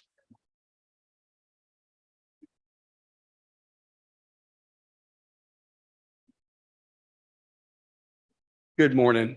A few months ago, we were approached, the county was approached by Texas Parks and Wildlife, General Land Office, and the Army Corps of Engineers, asking us to be a participant in the a program. It's called a 204 program. Basically, the program is that the Army Corps of Engineers is going to be doing dredging of their ship channel, and the Parks and Wildlife Department is looking for dredge. So the General Land Office will fund this program. This will be, I'm going to let Kendall come up and talk, but this is going to be a program where we're basically the go-between. The money cannot be given directly from the General Land Office to the Army Corps of Engineers. So they have to go through a non-federal, non-state agency, not just the Aransas County. They approached us. So anyway, this first part of it is this to make it is we're basically self-certifying that we operate our procurement processes and Jackie's operation under federal, basically 2 CFR rules is what we do. So that is the first part of this. All right. I just have one question. Sure. In the background, it said there will be no cost to Aransas County other than staff time. What department is going to? put time? Most of it will work through, most of it will be the process of through Jackie's office. Okay. Thank you. You have anything you want to add? Come on up. Good morning. I'm Kendall Kies with Texas Parks and Wildlife Department, State Parks Division. Are there any questions or would you like more background information? No? No. All right, Okay. let's go and vote on this one. Commissioner Cheney, Aye. Commissioner Casterline, Aye. Commissioner Russo, Aye. Commissioner Dupnick, Judge Garza. Aye, passes 5-0. Item number 27. County judge signing a letter.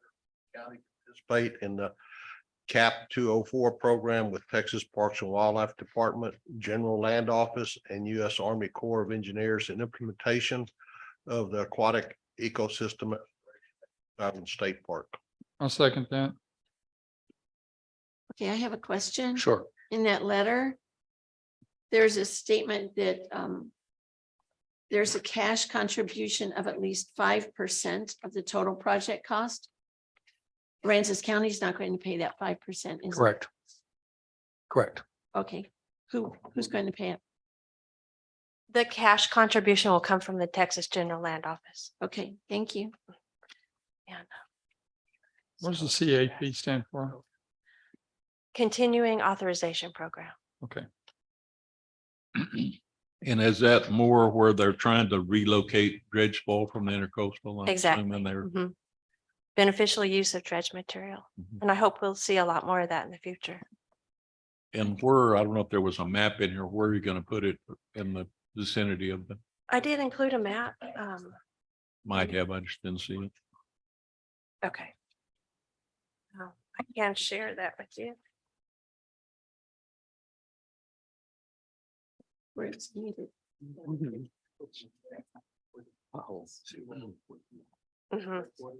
You know where the breakwater is? Mhm. Oh, The breakwater where the boat ramp.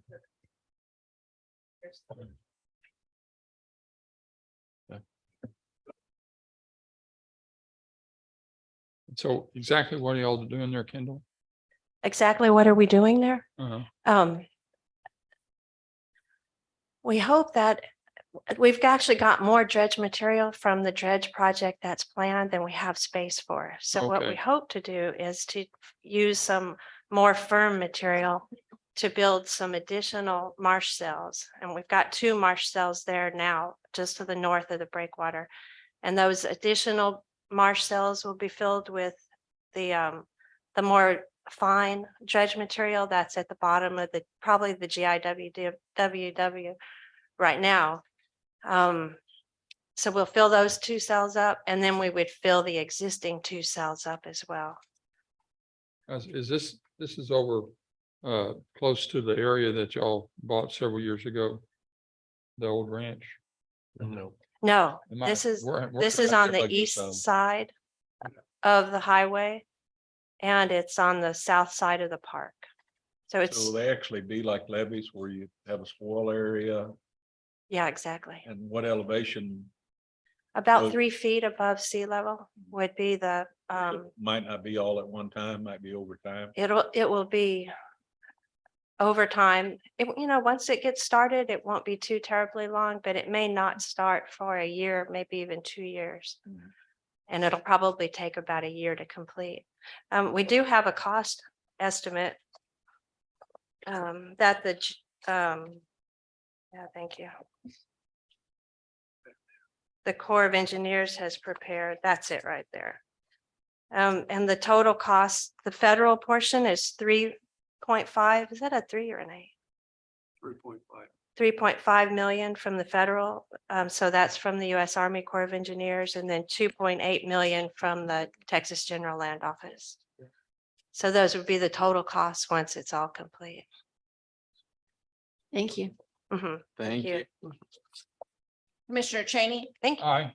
Commissioner Casterline, Aye. Commissioner Russo, Aye. Commissioner Dupnick, Aye. Judge Garza. Aye, passes 5-0. Oh, Yeah, Kendall, can I say how long you're gonna be with this?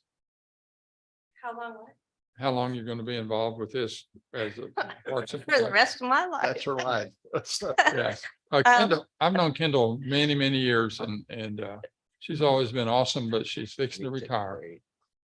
Yes, Friday. Friday's the last. day. It's the last thing I'll be doing. Yeah. Congratulations. Thank you very much. Thank you for all your service. Oh, to yeah. the- Yeah, Thank you. I tell you what, and I'll just take a moment to privilege here.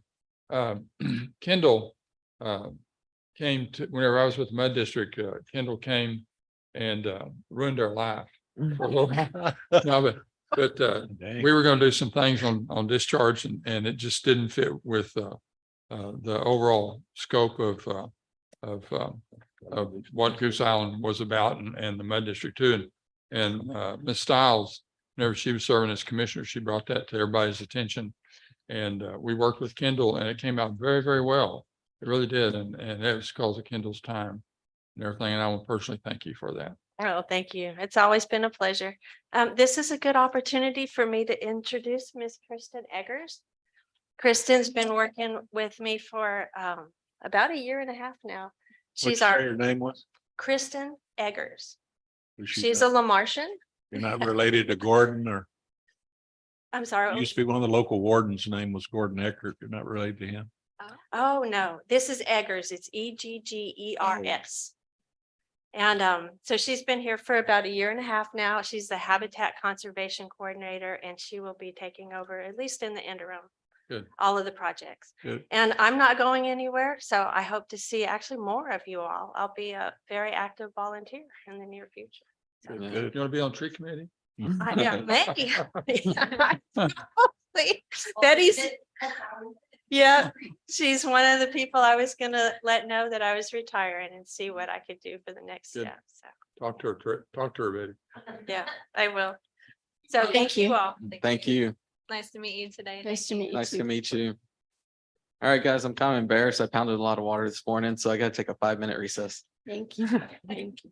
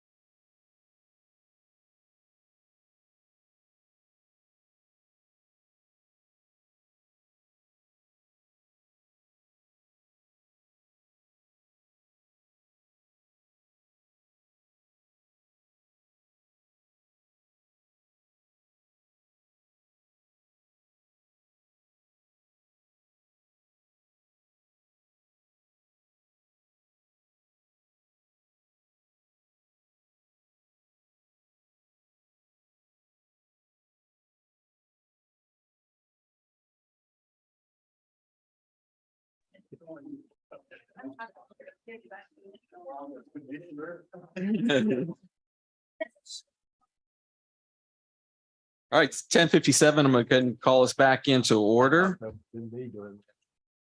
And we're going to move on to item number 28. Move to approve authorizing the county judge to enter into a contract with CDW Government and authorize reseller under Texas Department of Information Resources. Cooperative Purchasing Agreement number DIR TSO 4315 for professional services to implement a next generation software security service on county computers for a cost of not to exceed $51,868.07. Got a motion, got a second. All right, Colin, tell us what's up. So as all of y'all are aware and have probably seen in the news, their cyber attacks are on the rise. 22 Texas entities in 2019 alone were subject to ransomware and hacking and breaches. 24 different school districts in North Texas in 2021.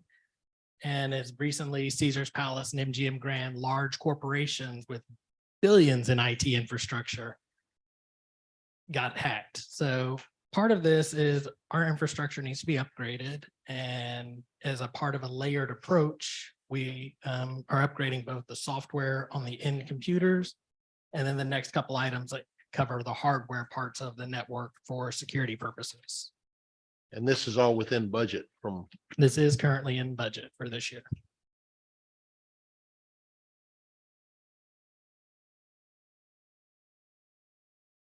This is an annual fee. This is an initial fee. There is an annual fee, but this covers us for the next 3 years if we get it going. I did all of these for a 3-year startup. And what is that? What is that coverage? Um, All right, Colin, get a little closer to the mic like you're always telling me. hold on. I don't have the coverage in front of me. It's not really something I would discuss in open commissioners court as it pertains to the design of the network and security. Okay. So I would not be prepared to present that in open court. Okay. Well, I understand what you're saying. I really do.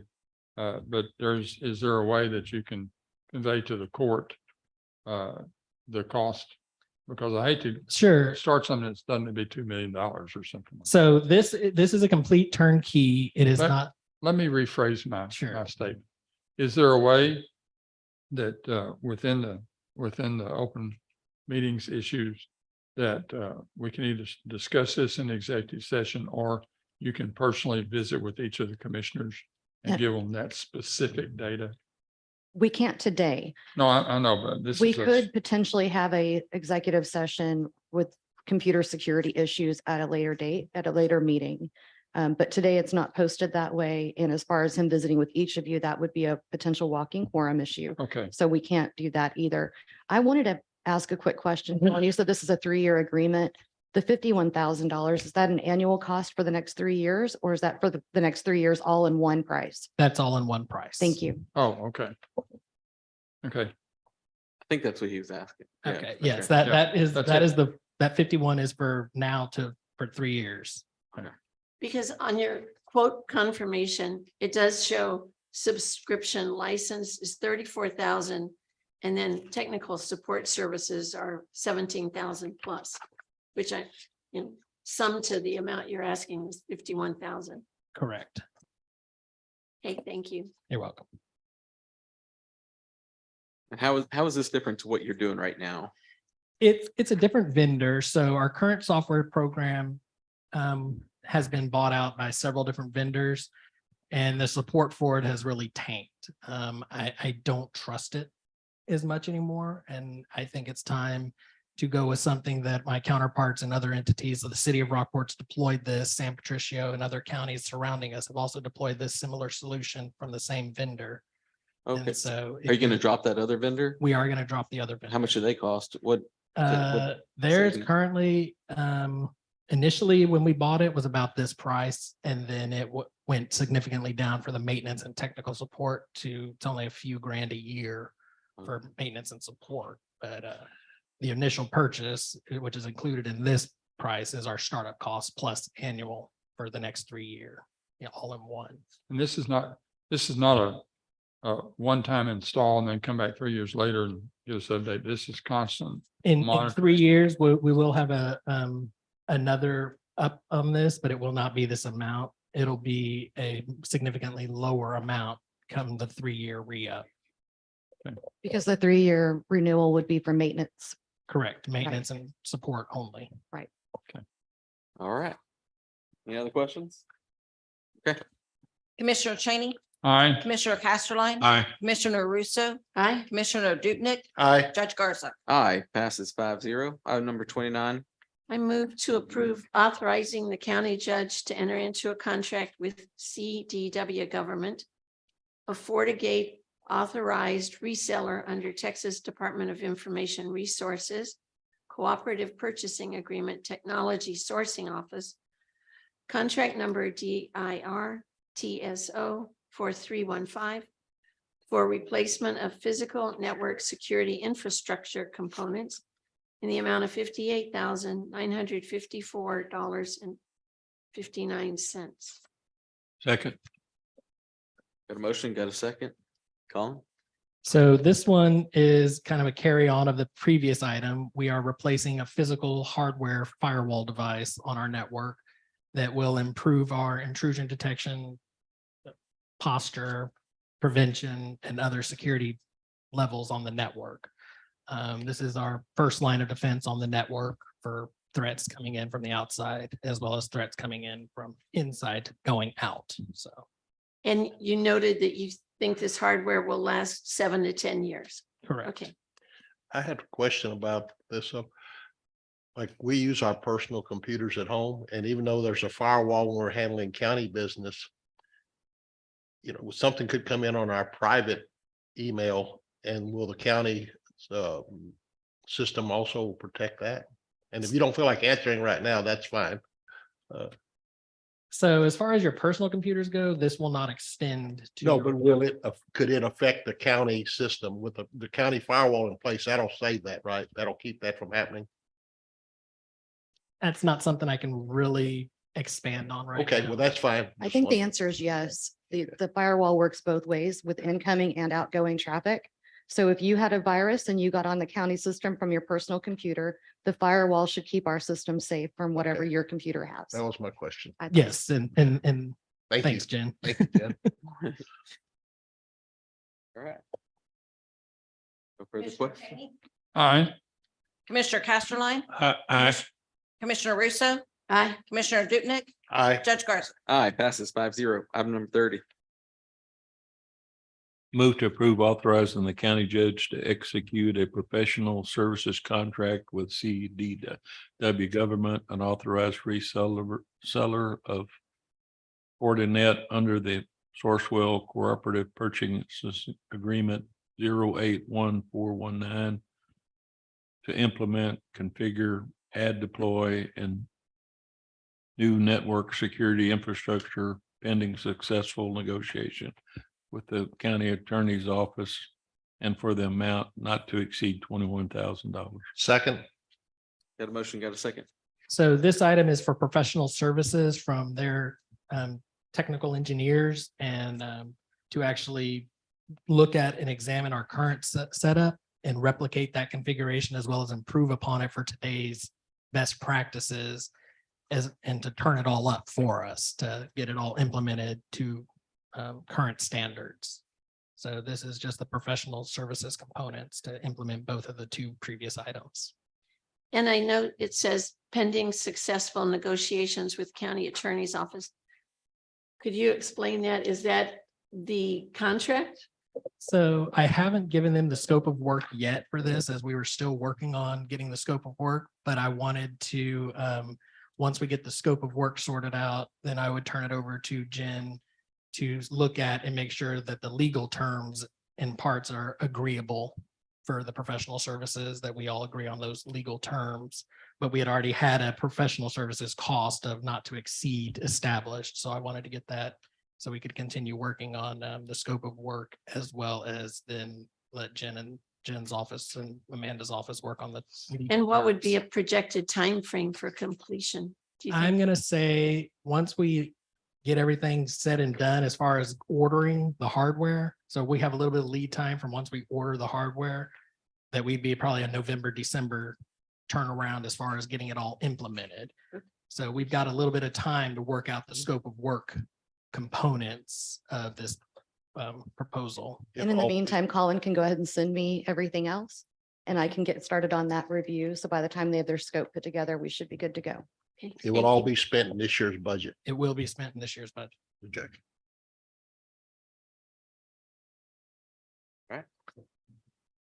Commissioner Cheney, Aye. Commissioner Casterline, Aye. Commissioner Russo, Aye. Commissioner Dupnick, Aye. Judge Garza. Aye, passes 5-0. Move on to planning and budget, item number 31. I move to approve the August 2023 Treasurer's Report. Second. Got a motion, got a second? Madam Treasurer? You should have the report in front of you of the balances at the end of August for the cash and investments. I'd be happy to answer any questions if there are any.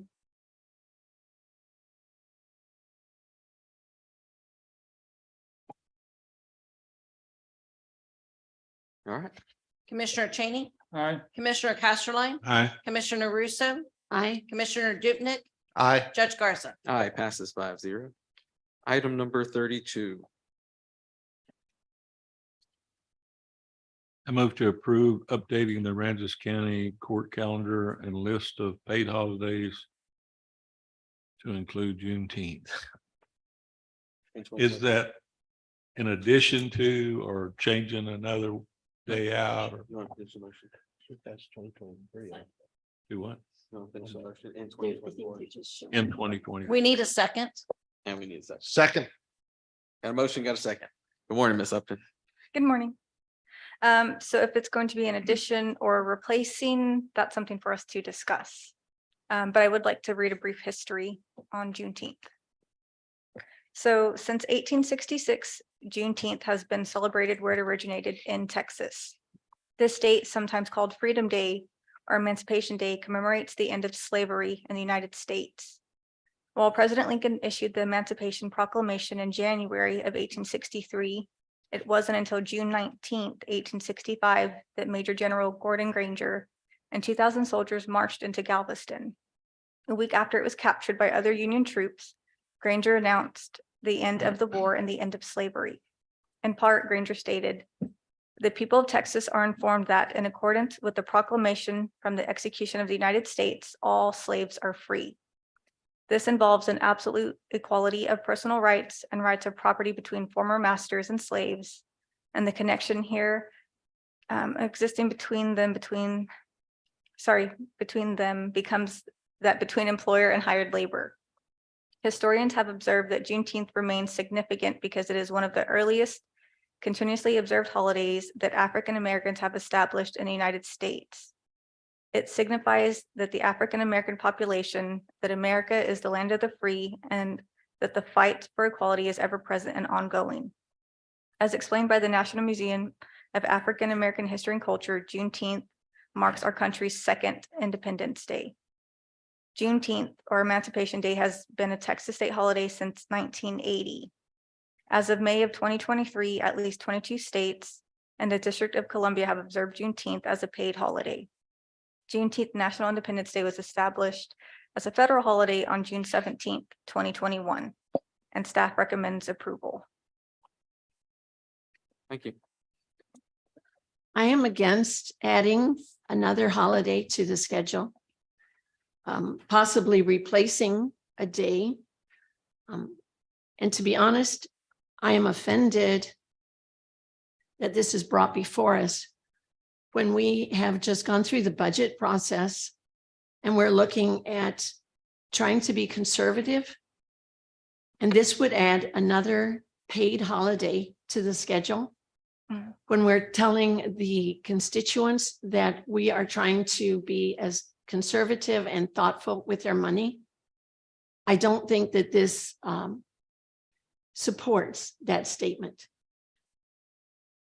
And I'm curious how this came to be. Excuse me. It came to be from my office. It doesn't cost the county more money to have more paid holidays. And I'm offended that anyone here would think that celebrating any race and taking any paid holidays in celebration of the freedom of any people would be offensive. I am not offended by the race. And if you want to put it in that context, that's your choice. That is not what I'm saying. I am offended that we're looking to add another paid holiday to our schedule. We have a very generous schedule. This holiday is celebrated by many of our neighboring counties, including counties that are within our judicial region that our judges, our district judges handle. And it has created some problems with scheduling with those counties, with our district judges. It has been brought to my attention from them. And that is one of the reasons why I brought it up. But it is also important that we celebrate all of the cultures within our county. It does not cost our county more money to give our employees more days off. It is a way to show our employees that we appreciate them. If we cannot give them COLAs, if we cannot give them more money, which is what you all voted for, no COLAs, how can we show them that we appreciate them? Through merit increases on their performance. Which some people will not get because their department heads refuse to give them, no matter how well they work, no matter how hard they work. One more requirement that we need to mention is with grant compliance. We are required to follow all of the federal policies when it comes to EEO policies, anti-discrimination. I do think that we will see in the upcoming grant cycles that having this holiday observed may become a requirement to keep us in compliance. If you want to choose to forego another holiday in place of this one, that would be the court's prerogative. But I also would really greatly appreciate if the Commissioners Court would celebrate this second Independence Day. It's important. It's important to our employees. It's important to our citizens. It's important to our country. It's a national holiday. And I just feel personally that we should be allowed to observe it as employees. Thank you. I think that we lots of times forget that the county is made up of all the folks. Now, we can't have holidays for every single nationality or birth or whatever, but Juneteenth has always been observed as a multicultural, at least in my family, it's always been observed as multicultural. And I have multicultural children and grandchildren, and I don't see a problem with it at all. Actually, I'm surprised it hadn't been done sooner. But as far as what Commissioner Russo is saying, you know, I think the timing of this has not been good because we should have done this during budget. Even though it doesn't really affect the budget, it affects the performance of the individuals and the fact they won't be out there working. But we've got to look at what's around us because we're getting more and more citizens in from different areas than what we've seen in the history. And we need to make sure that we are keeping up with as many of the federal EEOC guidelines as we can. You know, you can't hire people if they're not there to be hired. And you can't, you know, observe everybody's birthday and everything. But if it's a federal holiday, then, you know, it goes beyond our borders. So I'm in favor of it. I want to mention one other thing. I'd worked with the Employee Benefits Committee and the Employee Handbook Committee, and both of those committees had asked our previous Human Resources Director to ask the court to observe this holiday as far back as 2 years ago.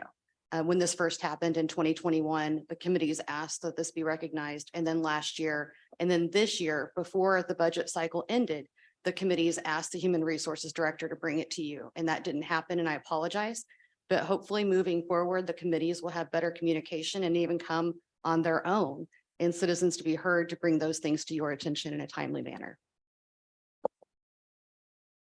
I'm going to state that I mentored a student who was 50% African-American, 50% Hispanic.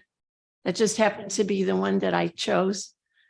And she did not know about Juneteenth or some other issues. And I helped her celebrate and learn the history. We watched some videos. This was during COVID. I took her to the Art Museum of South Texas over in Corpus Christi because they had a special exhibit. I made food that traditionally is eaten, black-eyed peas, cornbread, other things. I am very much aware of Juneteenth, and I celebrate the fact that unfortunately it took a while for the message to get to Texas, but it did get here and it was celebrated. I am against adding another holiday. It didn't take a while to get here. It started here. It started in Galveston. Yes. I meant the announcement that was made that they were free. That took a while to get here. I appreciate that. And I'm not calling you racist. I'm making that clear. Thank you. But I am saying, if we were all here advocating for our own holidays, that's not what this is about. If I wanted to stand up here and say, I wanted to celebrate Native American Day, because that is where my ancestors came from, I would be saying we need to take Columbus Day or Native American Day off, which we also don't have. And that is not what I'm here advocating for. I say that Juneteenth, which is a national holiday and should be a holiday in Aransas County for the benefit of members of our community, that is a day that we should be celebrating. I would amend my motion to make that day an addition to our list. I'll second that. All right, no further. Going vote, Vote will be for the addition of a holiday. addition of a holiday. Commissioner Cheney, Aye. Commissioner Casterline, Aye. Commissioner Russo, Against. Commissioner Dupnick, Aye. Judge Garza. Aye. Passes 4-1. Item number 33. Do we need to, I'm sorry, did we accept the list with the addition or did we just vote on the addition? And now we have to accept the list. That list is for 2023. It was just showing us It's what the already- holidays it's we already currently approved. have. Yes, that's just our current The motion was to add Okay. this to the list. Good, okay, good. Good deal. What are we on 33? 33. I move to approve allowing the Healthy County Coordinator, which is the Human Resources Director, to spend up to $2,580 of the Healthy County and Fair funds on incentives and other expenses incurred for the annual Aransas County Employees Health Fair in anticipation of receiving funds back from the Texas Association of County Healthy County Program. I'll second it. Got a motion, got a second. Ms. Upton, good morning. So this is a budgeted item. It's only $80 more than it was last year. And the health fair is going to be October 20th of this year. This will allow employees to get immunizations and learn new ways to be healthy in a fun environment. Is this funded by the healthcare sales tax? I believe so, but I'm not sure. So it is in the healthcare sales tax fund, but we have money that comes from tax for the participation of the employees. And so whatever doesn't match what spends on the health fair does come out of the healthcare sales tax. Okay, thank you. You know how much TAC gives us? You have that figure? I don't know how much they give us, Okay. but I can find that out.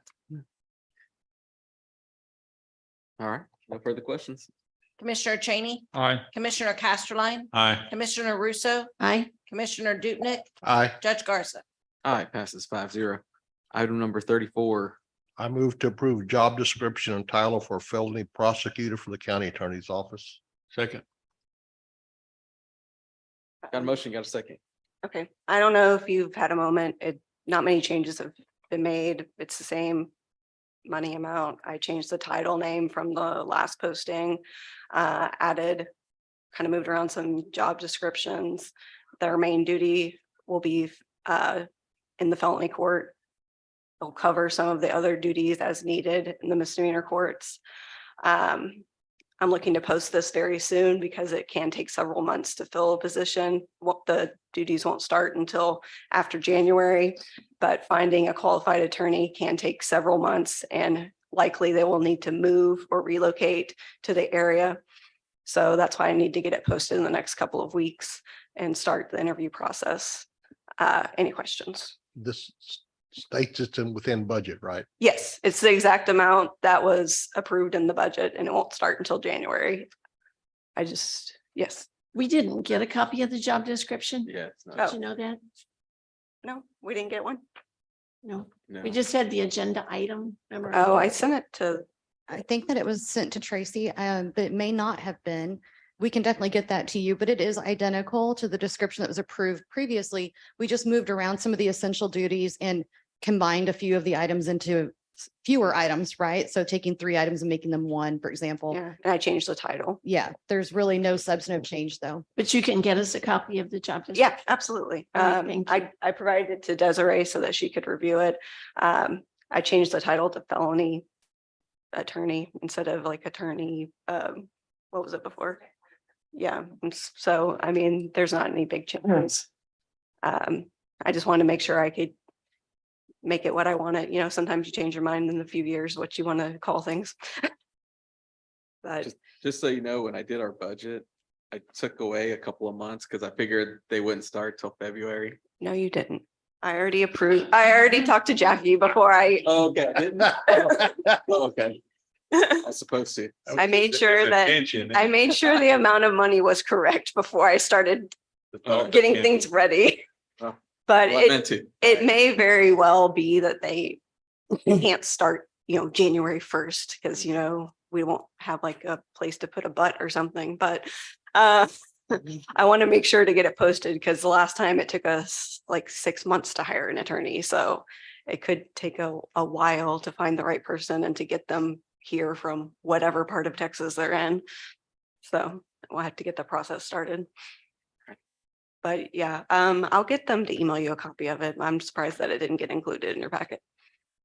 Okay, because Okay. it did say attachment, job description. I was like, nope. Okay. All right, thanks. Thank you. Commissioner Cheney, Aye. Commissioner Casterline, Aye. Commissioner Russo, Aye. Commissioner Dupnick, Aye. Judge Garza. Aye, passes. Item number 35. I move to approve authorizing county judge to sign Texas Association of Counties Workers' Compensation Renewal Agreement Act and questionnaire for plan year 2024. Second. Got a motion, got a second. Ms. Upton, good morning. Have you received the rates for this? No, contract? so this is just where we're answering questions, so then they can Right. provide us the rates. So once we submit this, we'll get that information. We'll be able to provide it to you. Okay, so when we get the rates, can you provide us with what 2024 rates will be versus 2023 rates? Yes, ma'am. Okay, thank you. Do we have any questions for Ms. Upton? If not, on vote. Commissioner Cheney, Aye. Commissioner Casterline, Aye. Commissioner Russo, Aye. Commissioner Dupnick, Aye. Judge Garza. Aye, passes 5-0. Item number 36. I move we approve authorizing the county judge to sign a Texas Association of Counties liability renewal and questionnaire for plan year 2024. Second. Got a motion, got a second. And Jackie. is this budgeted? I couldn't tell if those were highlighted on our copy or not. Yes, it is Okay. budgeted. This is just approving our annual agreement. Okay. All right, if we don't have any questions, let's go and vote.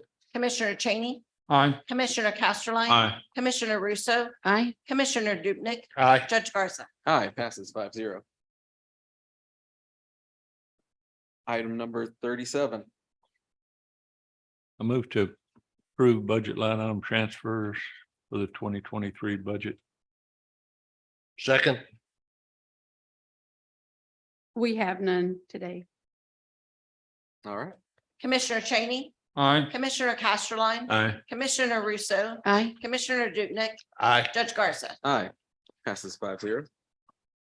Item number 38. I move to approve accounts payable, payroll liabilities. Second. The payable and payroll are all the normal payroll. I would like to, or payables, would like to highlight a few. We have out of the record archives fee, we paid co-file $73,536.46. This is part of the work that the county clerk's office is doing to get their fees recorded or archived. G&W Engineers we paid them a total of $1,709.76. This is engineering for our generator projects under the GLO. Gray and Pape is Lamar Breakwater or Lamar Beach Road project that's $22,928.16. LCR, which is 1781, had an invoice for $702,497.86. And New Stout, which is doing Rattlesnake. Rattlesnake. I knew that's what I was trying to remember. $482,496.68. And DLF, which is working on the Celebration Plaza, is $122,333.05. We also have DBR Engineering. This is our EDA grant. This is the engineering that they've been doing their final billing on it for $20,400. Yes, under workforce development. Then we have under the ARP money, we did do another invoice for co-file for $54,895.73. This is also for county clerk's records. Broadus under our downtown anchor project of $6,203.18. And then under our records management and preservation for co-file, there was another invoice for $73,594.69, which is also for the county clerk's records.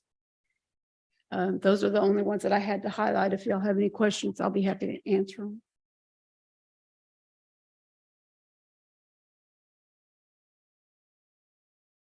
All right. Commissioner Cheney, Aye. Commissioner Casterline. Aye. Commissioner Russo, Aye. Commissioner Dupnick, Aye. Judge Garza. Aye, passes 5-0. All right, so at this time, we'll hear from reports from commissioners, elected officials, and department heads. No action will be taken. I've got one thing. So I'm going to read this. Aransas County is preparing an amendment to the ongoing Harvey Disaster Relief Grant. Therefore, representatives of Grant Works Incorporated will be in the community performing a survey of area residents. We request that you cooperate with Grant Works survey team so that they can gather the needed information for a CDBG Community Development Block Grant through the GLO, General Land Office. Names of the surveyors: Garrett Hines, Kirk Dibbins, Curtis Teacher, Chloe Richards, Javier Zambrano, Anthony Kovacic, wow. Alexander Montiel, Dwight Collar, and Fernando Percadio. These gentlemen are representing Grant Works Incorporated and Aransas County. You may ask them for formal identification. You may also call my office. And on the weekends, they have my cell phone, so they could call me and verify. Just so y'all are aware. Y'all, anybody else have anything else? Yes, sir.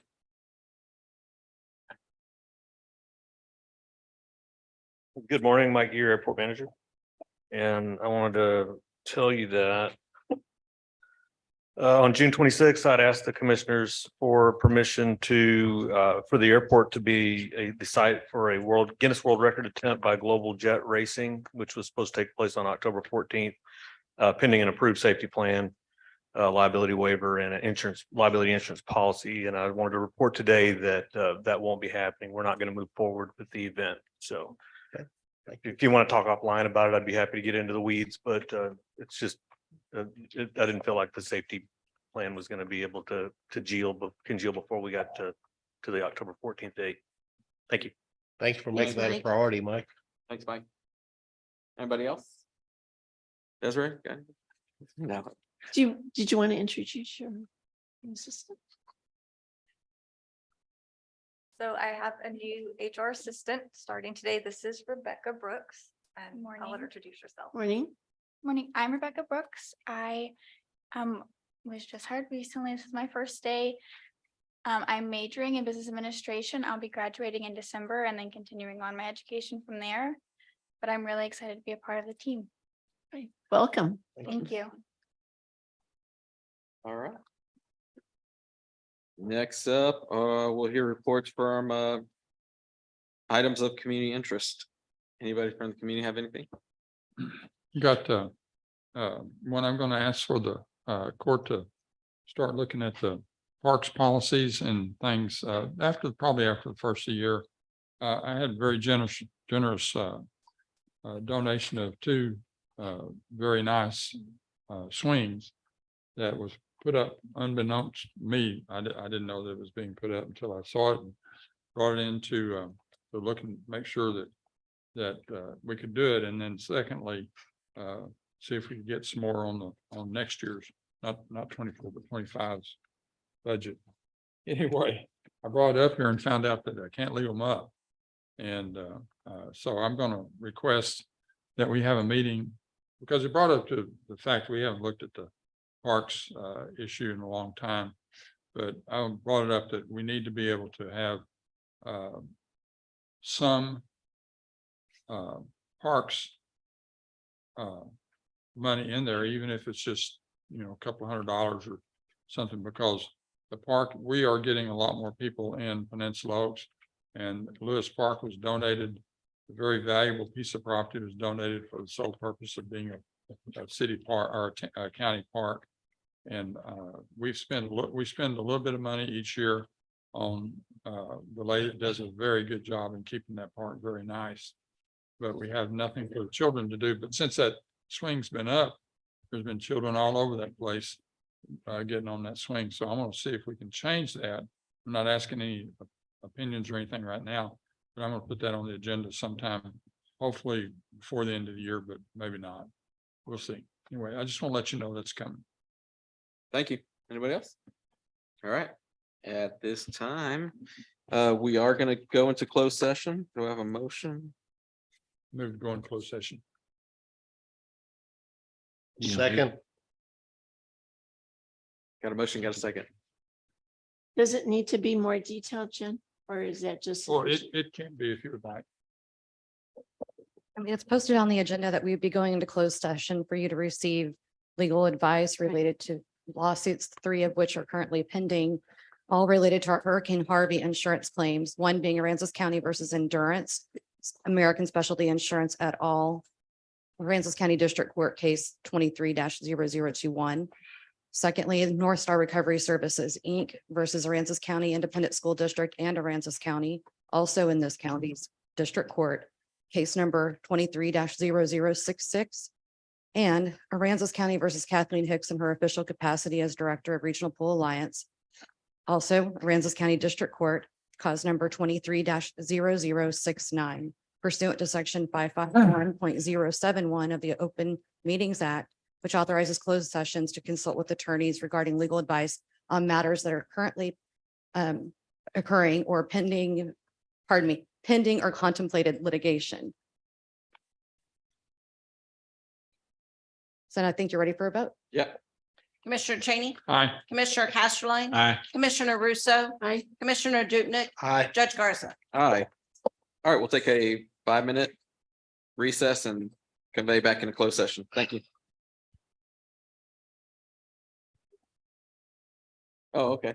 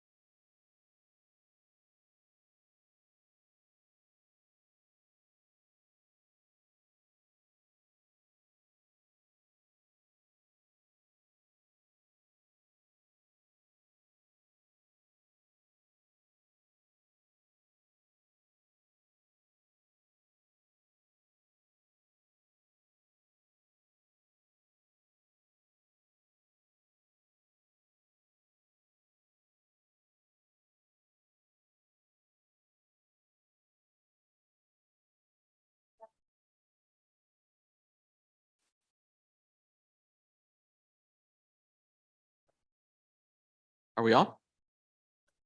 All right, at this time, we will reconvene into open session. Do we need a motion to reconvene to open session? So moved. Second. All right, let's vote.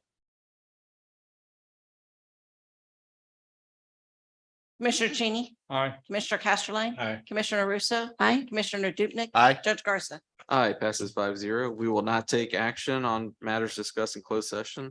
I'll I move entertain- for adjournment. Second. All right.